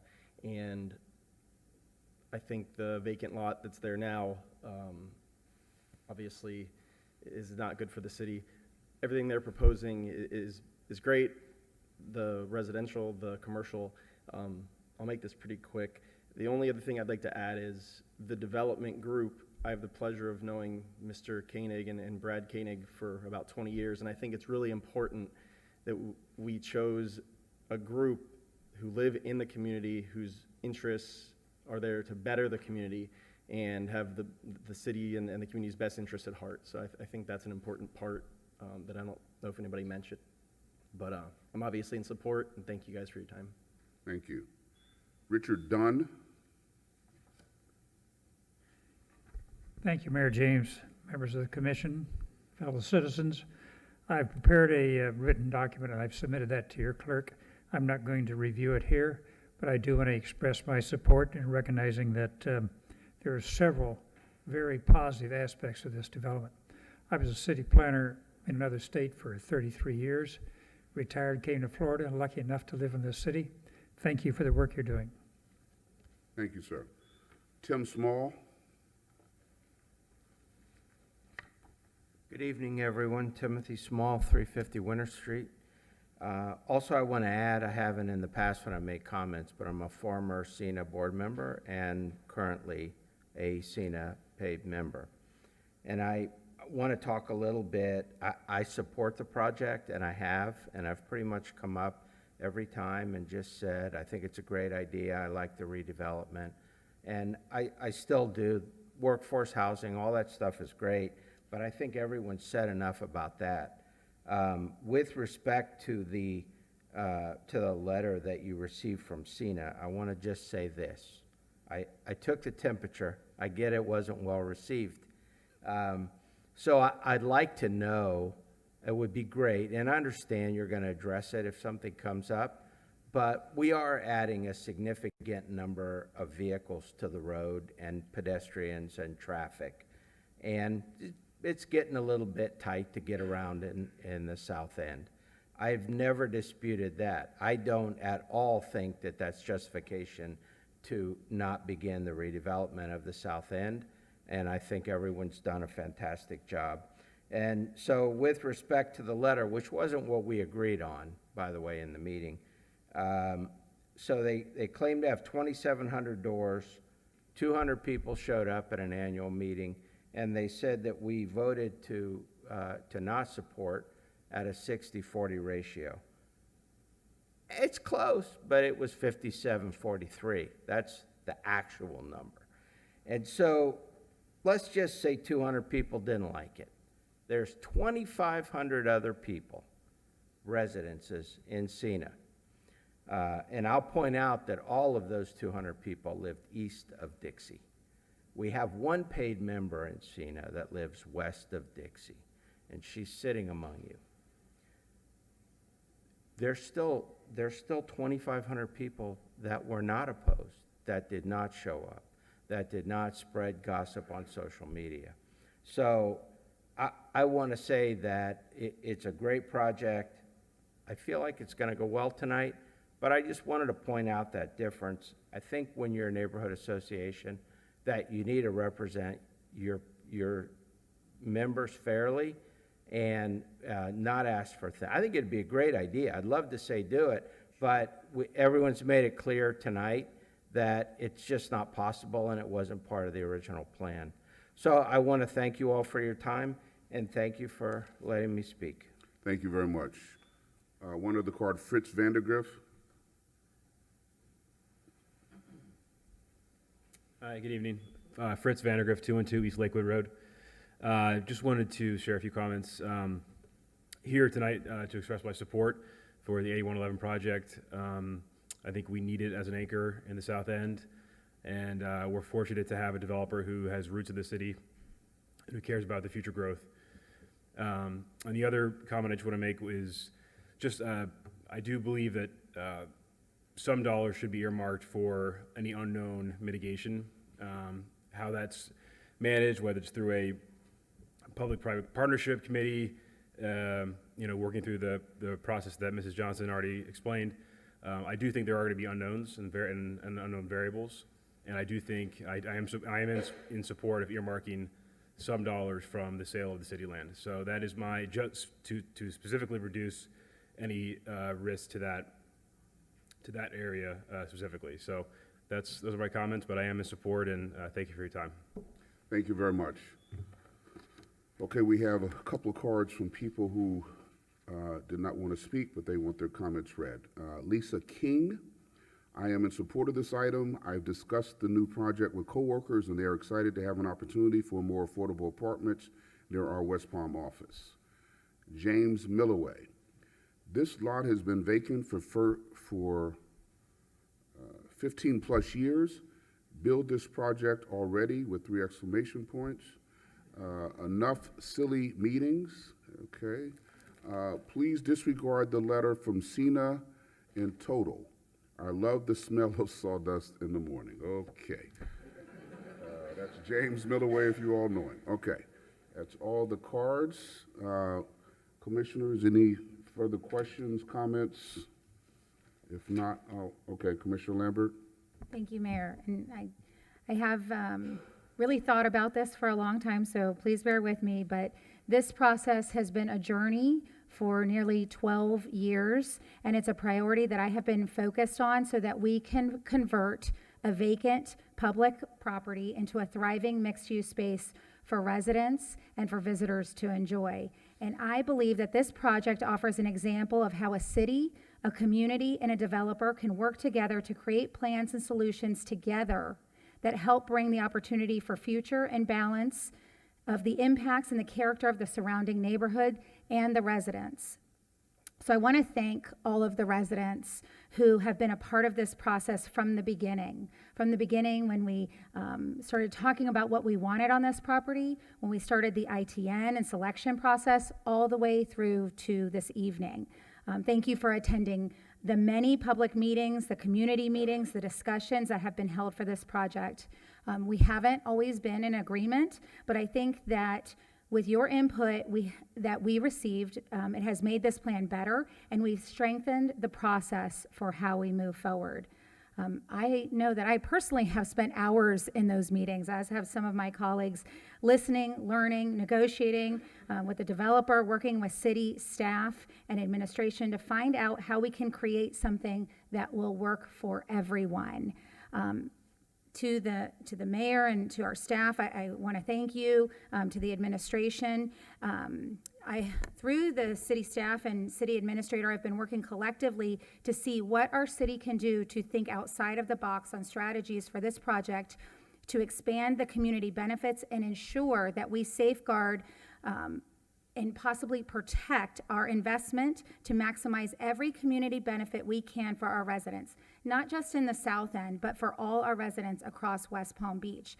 Some of those projects that I have been working on with administration include, and I know that we'll be seeing these improvements soon, is Gregory Road improvements, South Dixie beautification, South Olive crosswalks, increasing the South Olive Road tree canopy, as well as security cameras in the South End. And I want to thank the developer for making a commitment to also contribute to some of those projects where they can. So, not to put you on the spot, but I know that we have discussed supporting the camera program as well as the Gregory Road improvements once the city puts that plan together, and I look forward to working with you on those.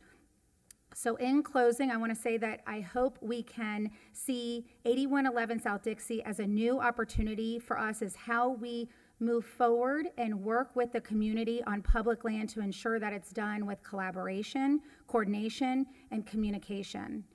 I believe that 8111 South Dixie will create new economic opportunities for jobs, recreation, and open space for families and local residents, and active uses along the water.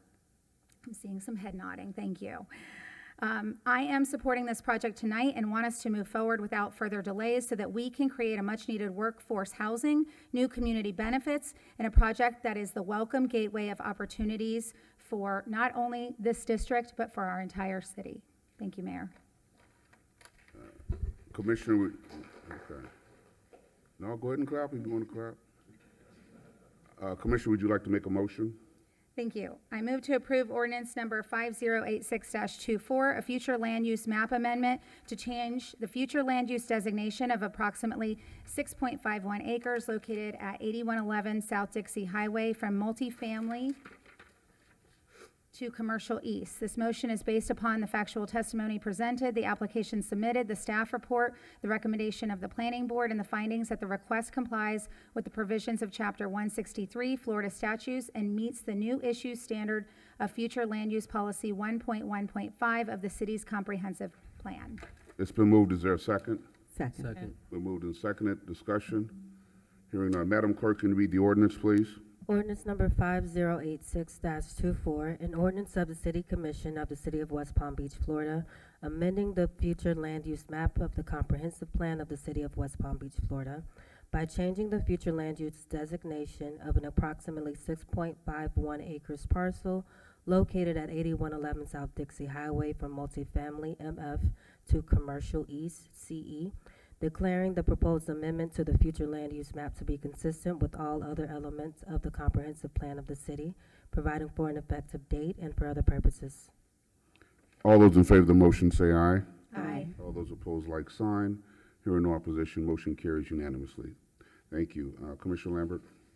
Mayor, I move to approve resolution number 37-24 based on the findings that the project,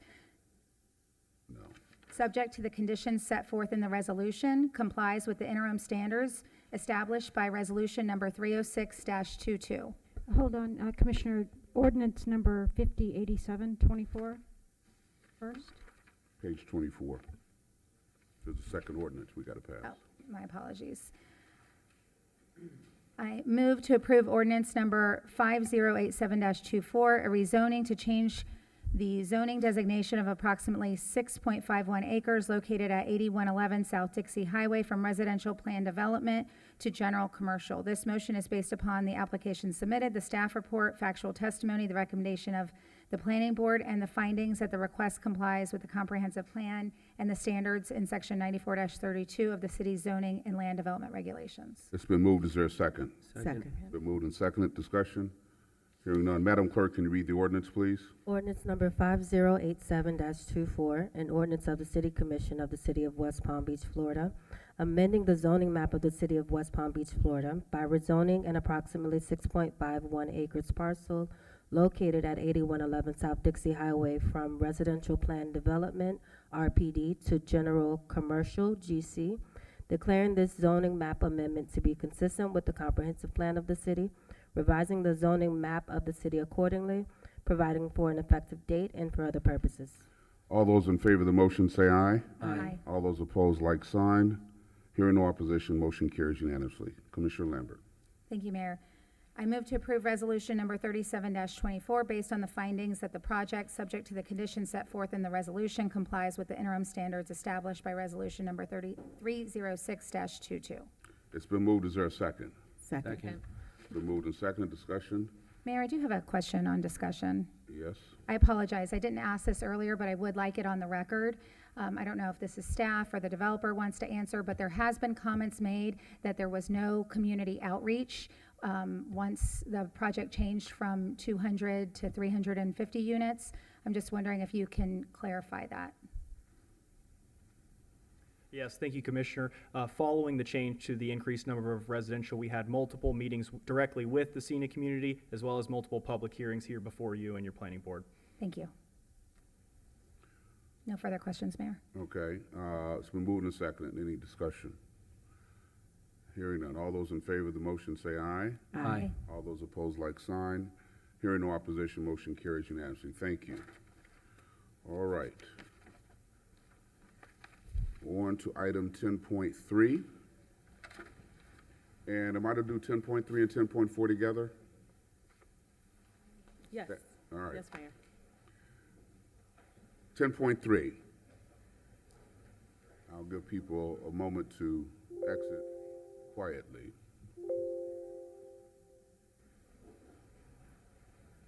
And speedily. Okay. 10.3, public hearing and second reading of ordinance number 5088-24, regarding a future land use map amendment to change the future land use designation of approximately 3.74 acres located at 1551 Forum Place from commercial C to multifamily MF. And public hearing and second reading of ordinance number 5089-24 regarding rezoning to change zoning designation of approximately 3.74 acres located at 1551 Forum Place from office commercial OC to multifamily high density MF 32.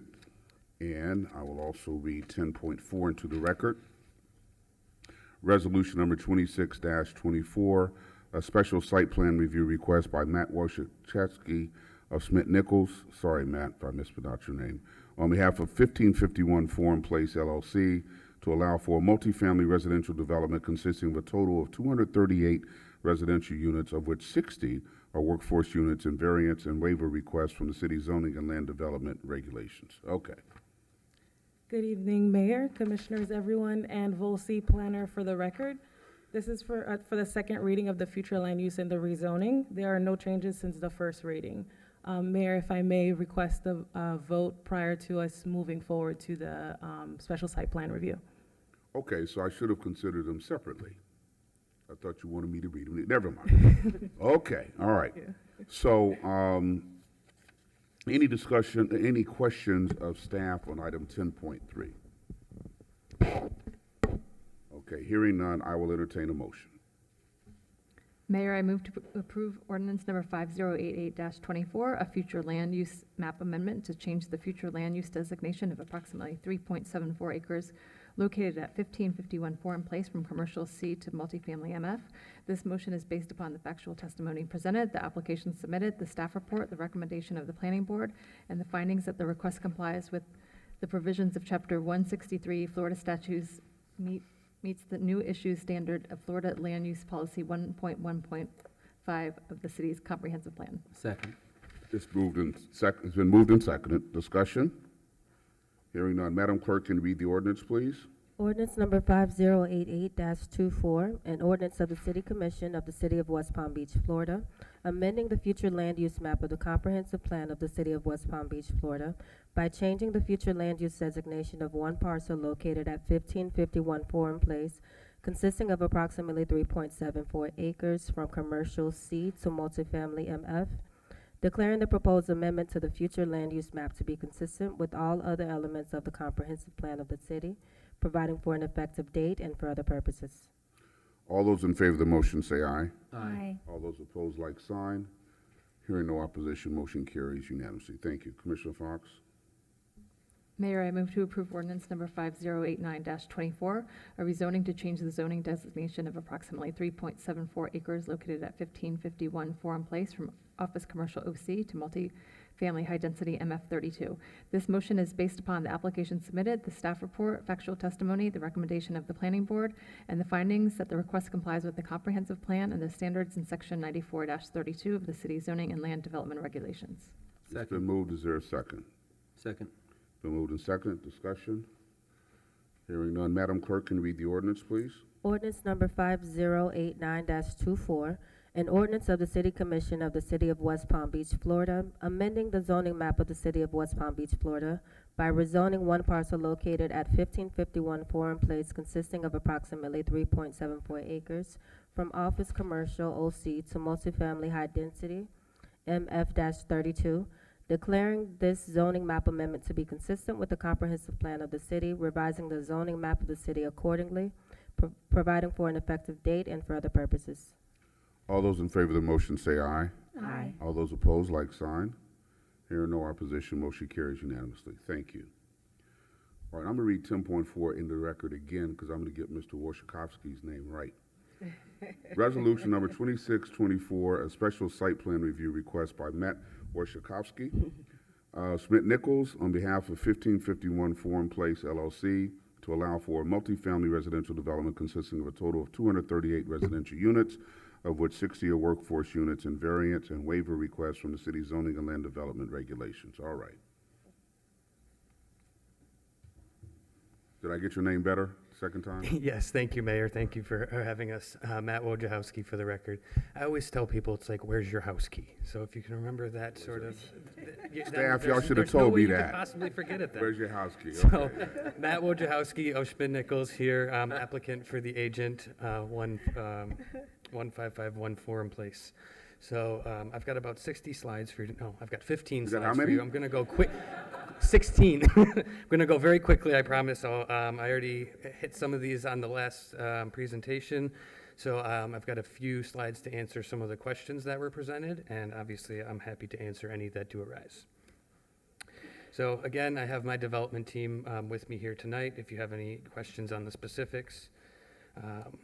So we are here tonight as the first two ordinances were just read regarding the special site plan review. 238 units, 25% or 60 of those units are workforce housing at or below 100% AMI. So our site is at 15514 in place. Just to reorient ourselves, this is just east of the outlet malls. I'm gonna hit the highlights of the site plan once again. 238 units, 300, and there's actually a typo there. It's 393 parking spaces. 1.65 per unit. We have an 8-story building that is 86 feet tall. Again, we have all of our amenities are within the area to the east of the building, facing the water, sort of connected to that pathway that we're going to be building adjacent to our property to eventually connect into the lake trail. The property will be secured and gated. Just mentioned that.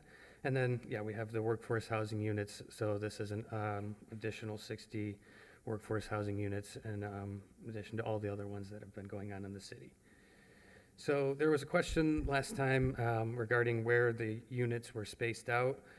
So this is a little chart that I just kind of put together. So on the right-hand side, you will see there are 7 different unit types in this building, ranging from 1 to 2 bedroom units, different various layouts. So on the left, you'll see a chart. So on the first floor has 4 workforce housing units, and there's 3 different unit types. So as you can see from the chart, we have workforce housing units on every single floor of this building, and there are multiple types on each floor. So they're meant to just be interspersed through the development with no grouping or anything like that. So we do meet all of the special standards for site plan review by the City Commission as determined by staff. So we are good there. We are asking with this application for 3 waivers, or 3 variances and 1 waiver. We discussed at the prior meeting, 178 trees are required for the 1 per 1 dwelling unit. We are providing 95 of those and are asking 83 of them to be waived. The south side of our building does require a 43-foot setback. We are proposing a 23-foot 9-inch setback, which is a reduction of 16 feet 3 inches. We do have separation of access point waivers. We are utilizing the existing drive cuts on the site. So these are just to kind of reestablish where the existing drive cuts are. One on the northern property line along the alleyway, and one on the southwesterly property line at the terminus of Forum Place. And we also are asking for a waiver to reduce 64 parking spaces. We are asking to be waived, providing 393.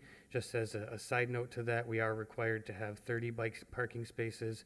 We are going to be providing 90 within our garage, so they'll be covered, secured. Again, highlighting that importance and availability to utilize other forms of transportation. So we do meet all of the variance and waiver request standards listed in the City Commission Special Review Standards regarding all of the waivers and variances I just mentioned. We did our community outreach between August and December. As I mentioned last meeting, I'm not going to read all of these again. We did talk to all of the neighbors we could get a hold of, kept them informed throughout the process. The mailers, I know there was a question about where the mailers went, who received them. This project required us to send out 147 mailers. Approximately 14 of those went to the surrounding office and commercial buildings to our east, or to our west and south. 131 of those went to residences to the north and also east of the lake there.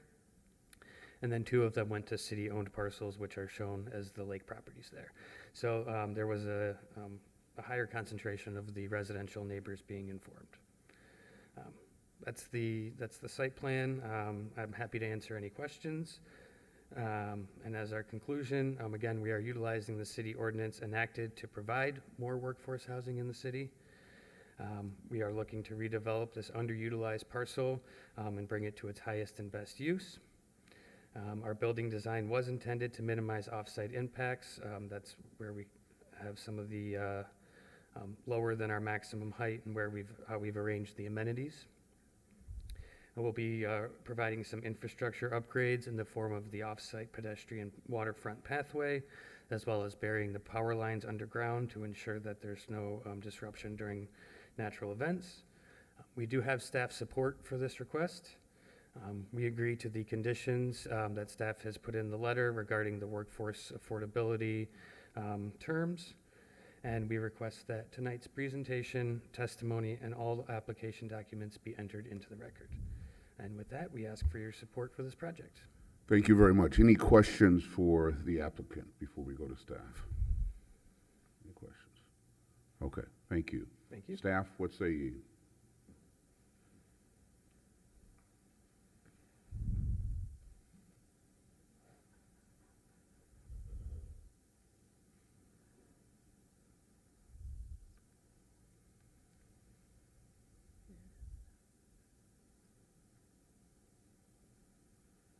Good evening again.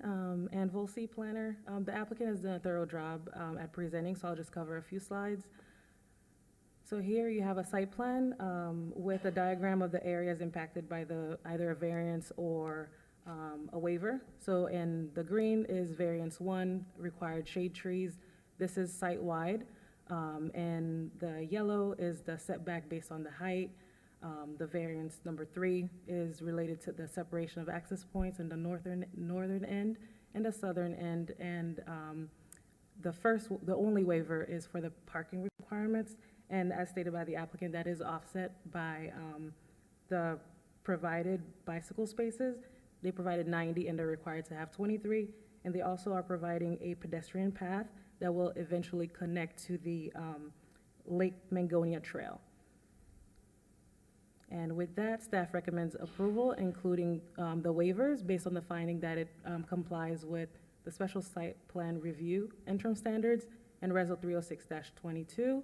And this resolution does not require planning board approval or review. Thank you. Very good, thank you. Any questions for staff? Hearing none, we don't have any cards, right? I will entertain a motion. Mayor, I move to approve resolution number 26-24 based on the findings that the project, subject to the conditions set forth in the resolution, complies with the interim standards established by resolution number 306-22. It's been moved. Is there a second? Been moved and seconded. Discussion? Hearing none. All those in favor of the motion say aye. Aye. All those opposed, like sign. Hearing no opposition, motion carries unanimously. Thank you. Thank you. All right. Item 10.5. Resolution number 38-24, a request by Nara Darwish of Schmidt Nichols on behalf of Scuba Club WPB LLC for a major amendment to the Alba Residences Residential Plan Development, RPD, with waivers from the city zoning and land development regulations to allow for changes to the approved site plan and to construct a dock greater than 100 feet in length. Mr. Nichols. Good morning, Mayor, Commissioners. John Schmidt, agent for the applicant, Alba. I just have 12 short slides, so we'll get through them How pretty many? quickly tonight. 12. Mm-hmm. Just go over location, history, request, and compliance. Not as long as Wojciechowski. Site is located 4708 to 4714 North Flagler between 46th and 47th Street. It has 1.75 acres, and half of that is in submerged lands, which we're here to talk about tonight. To the east is intercoastal, to the west is multifamily and single family, to the north is single family and multifamily, to the south is multifamily. History, the current approval was for 21 stories, multifamily units. It was a 5-story garage with the 5-story podium, 16 floors of residential above it, 175,000 square feet. You approved this back on January of 2002, just about 2 years ago, and we are currently under foundation construction. Our request tonight is to add the dock. Unfortunately, when we brought the PUD before, we didn't have our DEP permit, so we decided to move forward so we could get into permitting and things. So we're here for the dock waiver on the length. We have an AC encroachment. We have a driveway separation because of FPL and some utilities into the easements there. So request number 1 is for the dock to be 222 feet long, 8 slips with 2 boat lifts. It's a private dock. There was concerns that this was a marina. It's not. It's supposed to be used, it's to be used by the residents of the condominium. The dock is within our submerged lands, so although the code only allows 100 feet, we're asking to be out to 222, but it's within our property boundaries. We do have now the DEP approval. This is a copy of the DEP approval. Again, our dock is out to our submerged lot lines, and this is the letter. There was concerns from the neighborhood that we didn't have this in place last time we were here. This is a graphic to show you how far our dock goes out to 222 feet. To the north of us, it's out considerably more, and to the south, it's much more. We're not impeding any of the marine traffic. It's about 600 feet out from the actual channel. And our dock is required to have this plastic grid to promote some of the seagrass that's there and to keep it going. Our next waiver request was for a setback of 1 foot for our AC unit. I guess they got a little chunkier during the COVID years, like myself, and they're a little closer to the neighbor. We do have a letter from the neighbor saying this was okay with him. Then we spent about a year, almost 9 to 12 months, with FPL locating these transformer locations. So they are in our front setback. So I had to ask for a waiver for that when we came back for this project. So they're only allowed to encroach 4 feet, but of course they're along the right-of-way where all the utilities are. That's the graphic for it. Our driveway separation requirement, we originally had just about 45 feet. I'm sorry. And now we have 71 feet. So because of the FPL boxes, we had to relocate those driveways a little bit. So we had to bring that up to code. And then lastly, because of the utilities, staff needs to look at the whole easement depth. So we were encroaching more than it was required by code. If we look at what the actual utility boxes are, we're within 13, we're only taking out 13 feet of the green space. So you can see all the green spaces there. We tried to preserve as much as possible, as well as limiting the curb cuts and their size. So that was just the box sizes. Again, here's some of the backup. I have Keith from Spino O'Rourke here to talk about that if you need any additional backup information, but it was quite a lengthy battle. We are in compliance with sections 9432A through H, as well as the general standards of 9436A, E, 3, 4, and 5. We are also in compliance with the dock standards. We have staff's recommendation of approval. We're in agreement with conditions 1 through 18 of the resolution, and we ask that our presentation be submitted tonight for the record, and ask for your request to move forward. Thank you very much. Any questions of the applicant before we turn to staff? Okay, thank you, Mr. Schmidt. Staff?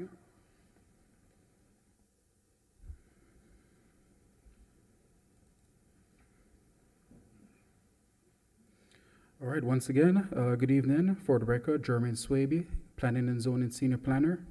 The applicant pretty much provided much of the details presented. Just an addition to provide information on the background. On November 21, 2023, the Planning Board voted unanimously 6 votes to 0 in favor of the Major Plan Development Amendment. So staff did find that with approval of the waivers, the request will comply with Amendment Standards 94-32 and Standards for Docks 94-36E3 through 5, and additional standards for docks 94-313A3. So staff is therefore recommending approval with the waivers for the resolution 38-24. Thank you. Any questions? Any questions for staff? All right, hearing none, I will entertain a motion. Mayor, weren't there cards? Not for this Oh, item. those are, oh, the general, okay, sorry, I apologize.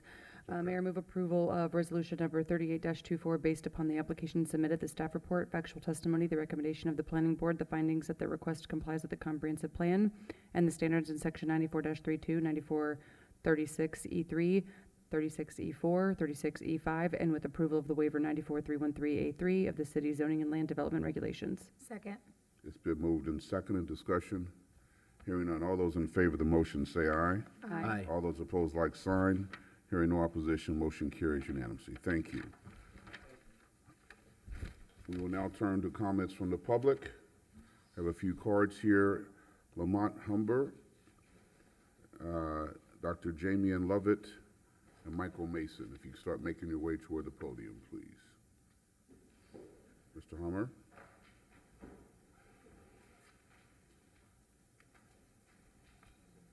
Good evening, Mayor. Good evening. First of all, my name is Lamont Humber. I own a small business at 822 North Tamarind Avenue. And first of all, thank you, Mayor, for having me. Commissioners, thank you for all that you've done and what you're doing. I'm here on a completely different note tonight. Normally, you guys see me here talking about economics and business and things of that nature, developing. I'm here strictly as a concerned citizen. I'm new to this development within the last 3 years. I mean, to this community, excuse me. I'd be a hypocrite right now to stand before you guys and say that I feel comfortable with what's going on in the historic Northwest as it pertains to safety. Last night, I spent the entire night comforting a grandmother while her grandson was on the operating table, trying to use my own personal video cameras to help the police officers get security footage for crimes. Guys, I'm not here to bash. That's not what we do. And anything that's worth something is worth fighting for. I said I was new, but that doesn't mean I haven't put forth 100% since I've been here. A few hours before that, my wife and an employee who I am responsible for were standing where that window was shot into, and that bullet pierced and went to the other side of that business. Some of you were there 2 weeks ago for our grand opening. I know everyone's tired. I know we've been here for a long time, but it was important enough for me to come here. I only get 2 days off. Last night, you heard what I did. Tonight, I'm here with you, but I will not come to you with just problems. So my ask is, Mr. Rugg, a couple of weeks ago at the CRA meeting mentioned cameras, but then he mentioned that he was going to have to do a survey and do all these things necessary that he thought was necessary to put these cameras up. He has all legal rights to put the cameras up, guys. Using my security cameras, which didn't capture anything, by the way, because it was just out of frame, is not the way. Let's get the security cameras up. The next ask is, we have the PAL building right there on 7th and Tamarind. We're not going to get into why it closed, how it closed. That's, for all of us, should have never happened. My ask, once again, I've spoken to some of the officers who are willing. Can we turn that PAL building back into not just PAL, which we could have on the lower floor, but also a substation? We need to stem what's going on this side of town. The historic Northwest, we want to say how beautiful it used to be. If you guys are trying... All right, thank you. Time's up. We heard you. We will follow up. We will follow up. Thank you, guys. I appreciate your Ms. time. Johnson, make a note of those items. We can talk to the police chief about them, please, ASAP. Okay. Mr. Lovett, Dr. Lovett. Good evening, Mayor. To this esteemed commission staff, I'm Dr. Jamian Lovett, the senior pastor of the historic Friendship Missionary Baptist Church. I just simply came here tonight to say that we are here to serve the underserved. For the last 10 months, we've done great things in our community. We'd love for you all to be a part of it. We've done major health fairs where the University of Miami's come down, FAU, One Blood. We've served the community.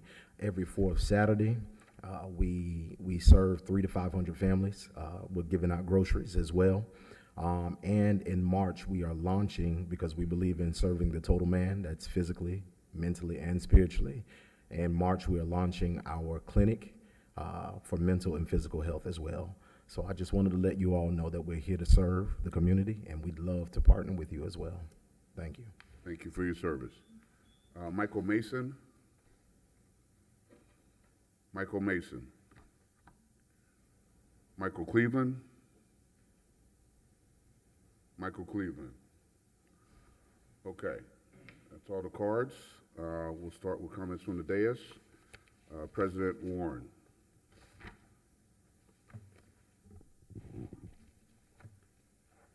Thank you, Mr. Humber, for your comments, and it's very unfortunate, and I appreciate that you've taken the time to come down and speak with us today. I would like to also congratulate you on your ribbon cutting, and I'm looking forward to seeing how we can come up with solutions to the items that you've brought forward this evening. So thank you for your time. I'd like to recognize and thank Mint Eco Car Wash for taking on a community park in District 2. For more than 6 months, Mint Eco has hosted cleanup at Chillingworth Park, monthly cleanup at Chillingworth Park. This Friday, February 23rd at 8 a.m. is the next park cleanup for anyone that is interested in participating. This business has gone above and beyond to be an exceptional community partner, and I just wanted to say thank you again. The Mint Eco that's located in District 2 is at 1890 Palm Beach Lakes Boulevard. And I would like to just take a moment to recognize an influential African-American Floridian. And I'd like to acknowledge posthumously Zora Neale Hurston. Zora Neale Hurston was an American author, an anthropologist, a filmmaker. She portrayed racial struggles in the South. Her best-known novel, 1937 novel, Their Eyes Were Watching God, was a setting of Eatonville, Florida, in which her and her family lived. Eatonville was the nation's first incorporated African-American town. The novelist captured the horror and magnitude of the 1928 Lake Okeechobee hurricane in a 1937 novel, Their Eyes Were Watching God. She referred to unnamed storm, and she described it by saying the sea was walking the earth with a heavy heel. So I would like to encourage everyone to, in celebration of February being Black History Month, to explore, learn, and research about the many contributions that African American Floridians have contributed to our great state. That's it. Thank you. Commissioner Fox. Thank you, Mayor. I do want to say thank you to Lamont. Thank you for coming tonight. I share your concerns. I have shared them recently with our city administrator. I think it's the only question that anyone in the historic Northwest wants to talk to me about is the crime. Mr. Ruge and I spend probably an hour every day, talking about what we're going to do about it, what we can do to address both the safety issues and the fact that people just don't feel safe. People who have lived in the community forever feel like that it's different than it ever was before. I had a call from Rativia Burns. She is the sister of Tommy Charles Anderson. Mr. Anderson was the pizza delivery driver who was murdered in the historic Northwest a few weeks ago. She called me because she has actually moved out of the city, but she grew up here, and she said she never felt scared when she was little growing up on Tamarind. She was scared of stray dogs that came into the neighborhood, but she was never scared of being attacked or murdered. And when she came back to visit after the death of her brother, she was terrified. She didn't even want to be in the neighborhood alone. And these are the kinds of calls I'm getting. This is, I think anyone who was at the community meeting for the CRA a couple weeks ago knows that it was the only question the police had. It was probably an hour or more of people just being frightened to even live in the neighborhood. People I've talked to people who are moving out of the neighborhood. They just don't feel like it's safe for their kids anymore. And we're investing so much in the neighborhood to make it safer, to make it look different. But if it doesn't feel different, then I feel like what's the point of us spending the money that we are. So Mr. Ruge and I have talked to the police chief a little bit just about ideas the three of us have had of things that might, be able to address some of these concerns. The cameras obviously would be big. I know the police chief is talking about a drone program. There are some nuisance properties that we might be able to purchase as the CRA. Perhaps a pilot program with additional officers similar to what we're doing downtown that is really working well, to be able to address it in the few blocks that this is happening. We know that where it's happening. We're getting calls of, the shot spotters are getting 20 rounds in one weekend in daylight. And so this is not an acceptable way for people to have to live. It's not a warm welcome for our new businesses that are coming to the neighborhood. And so for me, it's the top of concern. I also spent last night and this morning talking to people. I wasn't there with you on Tamarin and 7th, but people are really scared. People in the neighborhood are calling, and I don't know what else to tell them. I think it's something that we have to address as a board together. I think if these additional resources are needed, I had asked Ms. Johnson if we could perhaps have a workshop or something to discuss it, because I know that I'm just one vote in terms of the budget, but it's not something I think we can wait until October to address. So I appreciate you coming tonight, Mr. Humber, and addressing us, and I hope that we can also just continue to find solutions as a board to help make it safer for everybody. So that's all I have. Thank you. Commissioner Lambert. Thank you so much.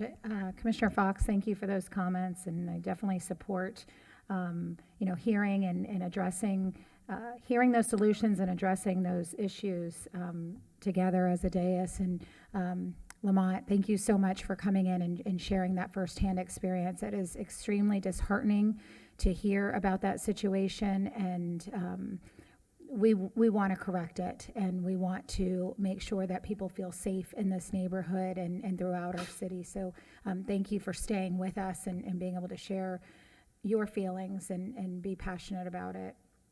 I wanted to extend my condolences to the city and to the Jacobson family. For those of us who knew Bill Jacobson, he was a legend in this city. He was an Army veteran when he came to the area, a recent Army veteran. He practiced real estate law here in West Palm Beach since 1975, and we lost an icon in this city. He served on many city boards as well as the DDA, and of course was a staple on Clematis Street on Saturdays as he ran the antique flea market, and just encourages us to, live every day to the fullest, and, just do everything that we can to be passionate about the things that are important to us. And then finally, I just wanted to ask the city administrator if I might be able to get some information on, since you gave the economic development presentation earlier today about roosters and the funds that are available in that budget. I know in years past we had funding for business associations that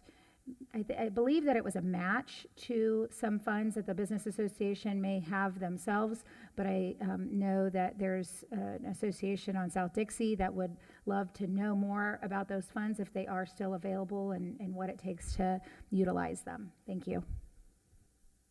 Commissioner Baduzzi. Thank you, Mayor. And sir, thank you for coming here this evening and sharing your experience, as unfortunate as it was. These are things that we need to continually hear, and we do hear, just as Commissioner Fox said, from our constituents on a consistent basis. And I know that this is an area that's very important to me. It's an area very important to my colleagues, and I know the mayor is also committed to fighting crime. My personal belief is we need to continue to utilize all of the resources that we have at our disposal to fight these thugs who continue to prey on our residents. These are things that, you know, we've got to take a really strong stance, and we need to be out there in full force utilizing, as I said, all of our resources. So thank you for coming this evening and staying to listen to our comments. Briefly, I just wanted to thank Chief Adderley, who spoke today at the Rotary Club of West Palm Beach. She did a great job.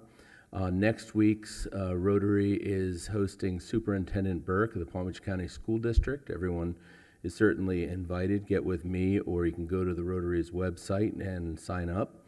The meetings are held Tuesdays at noon at the Dive Shack right here in the city. West Palm Beach Rotary has over 100 members who represent diverse professions, age groups, interests, and organizations. Each year, West Palm Beach Rotary helps thousands of children and families, and the West Palm Beach Rotary partners with 14 elementary schools throughout the city of West Palm Beach. It's a great service organization and a great way to continue it's a great way to serve your community. So anyone who's interested, as I said, Tuesdays at noon at the Dive Shack. Thank you. Commissioner Ward.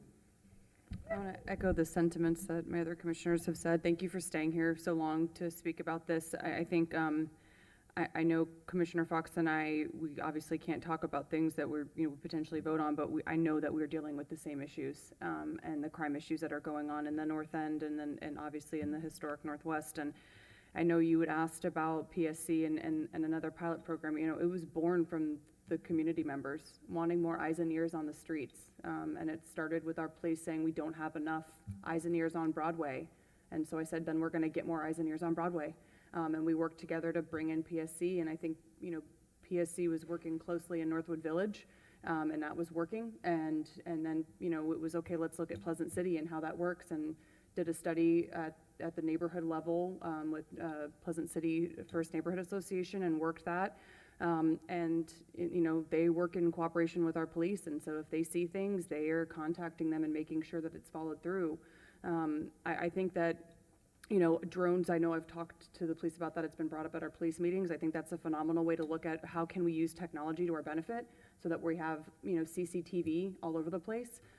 Because I know that we can't always talk about where our cameras are, but a drone would certainly be helpful, and they're less expensive now, so I think that we should really look into that. But we need to hold ourselves accountable and making sure that we're getting our officers out there. I think that having bikes and electric bikes are fantastic in the downtown area. Let's get them in the North End. Let's get them in historic Northwest, out of their cars and next to the people, talking to them and making sure that they know that they're present versus being in a car. I think it would be helpful, and I know that we've got safety restrictions, but we have to figure it out, because we can't keep saying we'll figure it out. Another life is lost, another situation happens, and we are making so much progress, especially in the historic Northwest, and I don't want it to be for nothing. I want them to have prosperous businesses in there and making sure that they know that their community within is just as strong as anywhere else in the city, and it's very important. So thank you for staying and speaking. And speaking of community engagement, we had our BMUD discussions, and I just wanted to follow up on that. I think it was a phenomenal turnout at the different meetings, and the first one at Manatee Lagoon was extraordinarily well attended, but we also made sure that we had them in other areas, and I just want to keep talking about that because I think it's a great project, and I'm excited to see what happens with it, and I hope my other commissioners and mayor are paying attention to it, because I think it's going to create huge revitalization on the Broadway business corridor, as I like to call it. Our Meet the Chief meeting, if you're interested, I know we have people that come out from Tamarind area as well, even though it's in the Bravo section, is tomorrow. We delayed it from last week. It's Wednesday, 21st, 6:30, Gaines Park Community Center. I know I've talked about, we're having a lot of issues along Dixie with small crime and heavily in Pleasant City, so I expect a decent turnout tomorrow with that, but it's every month, second Wednesday of the month, 6:30 at Gaines Park Community Center, and the chief is almost always there. And then just to reiterate what Edwin had said about Project Uplift, it is this Saturday, February 24th, from 9:45 to 12 at 911 9th Street and cleanup project. Thanks. All right, thank you. Thank you, Lamont, for your patience. Thank you for sharing your heartfelt sentiments. We will certainly follow up with the police chief and continue to look for out-of-the-box measures to address the issue. I always say that public safety is job one, and no matter what your zip code is, what your neighborhood is, what your community is, you deserve to live in a safe, secure environment. And if we aren't doing that, we have to do better. We have to do better. We can't have people living anywhere in our city and not feeling safe. We can't let the bad guys win. So we will follow up, and thank you again for your patience, and we will certainly get back to you. I did want to start off my comments with an expression of condolences to the Jacobson family. Bill was a near and dear personal friend of mine, and it's sad to see him go, but my only comfort is that he's in a better place. He's not in pain. And so to his wife, Catherine, to his stepchildren, his brother, sister-in-law, thoughts and prayers are with them each and every day. But the city will miss him sorely. He loved the city, and his fingerprints are all over many different projects throughout the city.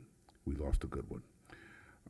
Tomorrow morning, I'll be hosting a roundtable on homelessness. We have, I believe, about 100 people signed up to attend. It's at 10 a.m. at the Mandel Library. And we'll just have a conversation about this very perplexing issue. I don't expect that we'll come out of there with the magic wand or a silver bullet for a solution, but the pathway to a solution has to begin with a conversation, and that's what we'll have tomorrow. 10 a.m. Mandel Library, which is on the third floor of Mandel Library. Encouraging residents to apply to the county summer camp scholarship program. Applications will be accepted from now through April 12th. The scholarships are offered to eligible families who have children ages 5 to 14 and special populations for children up to 17 years old. They include a full scholarship to day camp. So, commissioners, we got a lot done tonight. We got a lot of good stuff done tonight, and I know you all don't often hear kudos, but if there is a night when you deserve kudos, it is tonight. What we did for the Rooster, what we did with 8111, we got some more affordable housing projects underway. I hope you recognize how the city is being transformed under your watch. And please, please, please, when you look in the mirror, you should accept and tell yourself, job well done. There's more work to be done. There's no doubt about it. We've got public safety issues. We have other issues in the city, but at some point you just have to step back and say that, you're part of the leadership of a city that is really leaning in to progress, to development, but inclusive growth. That's all I have. Thank you all. Good night.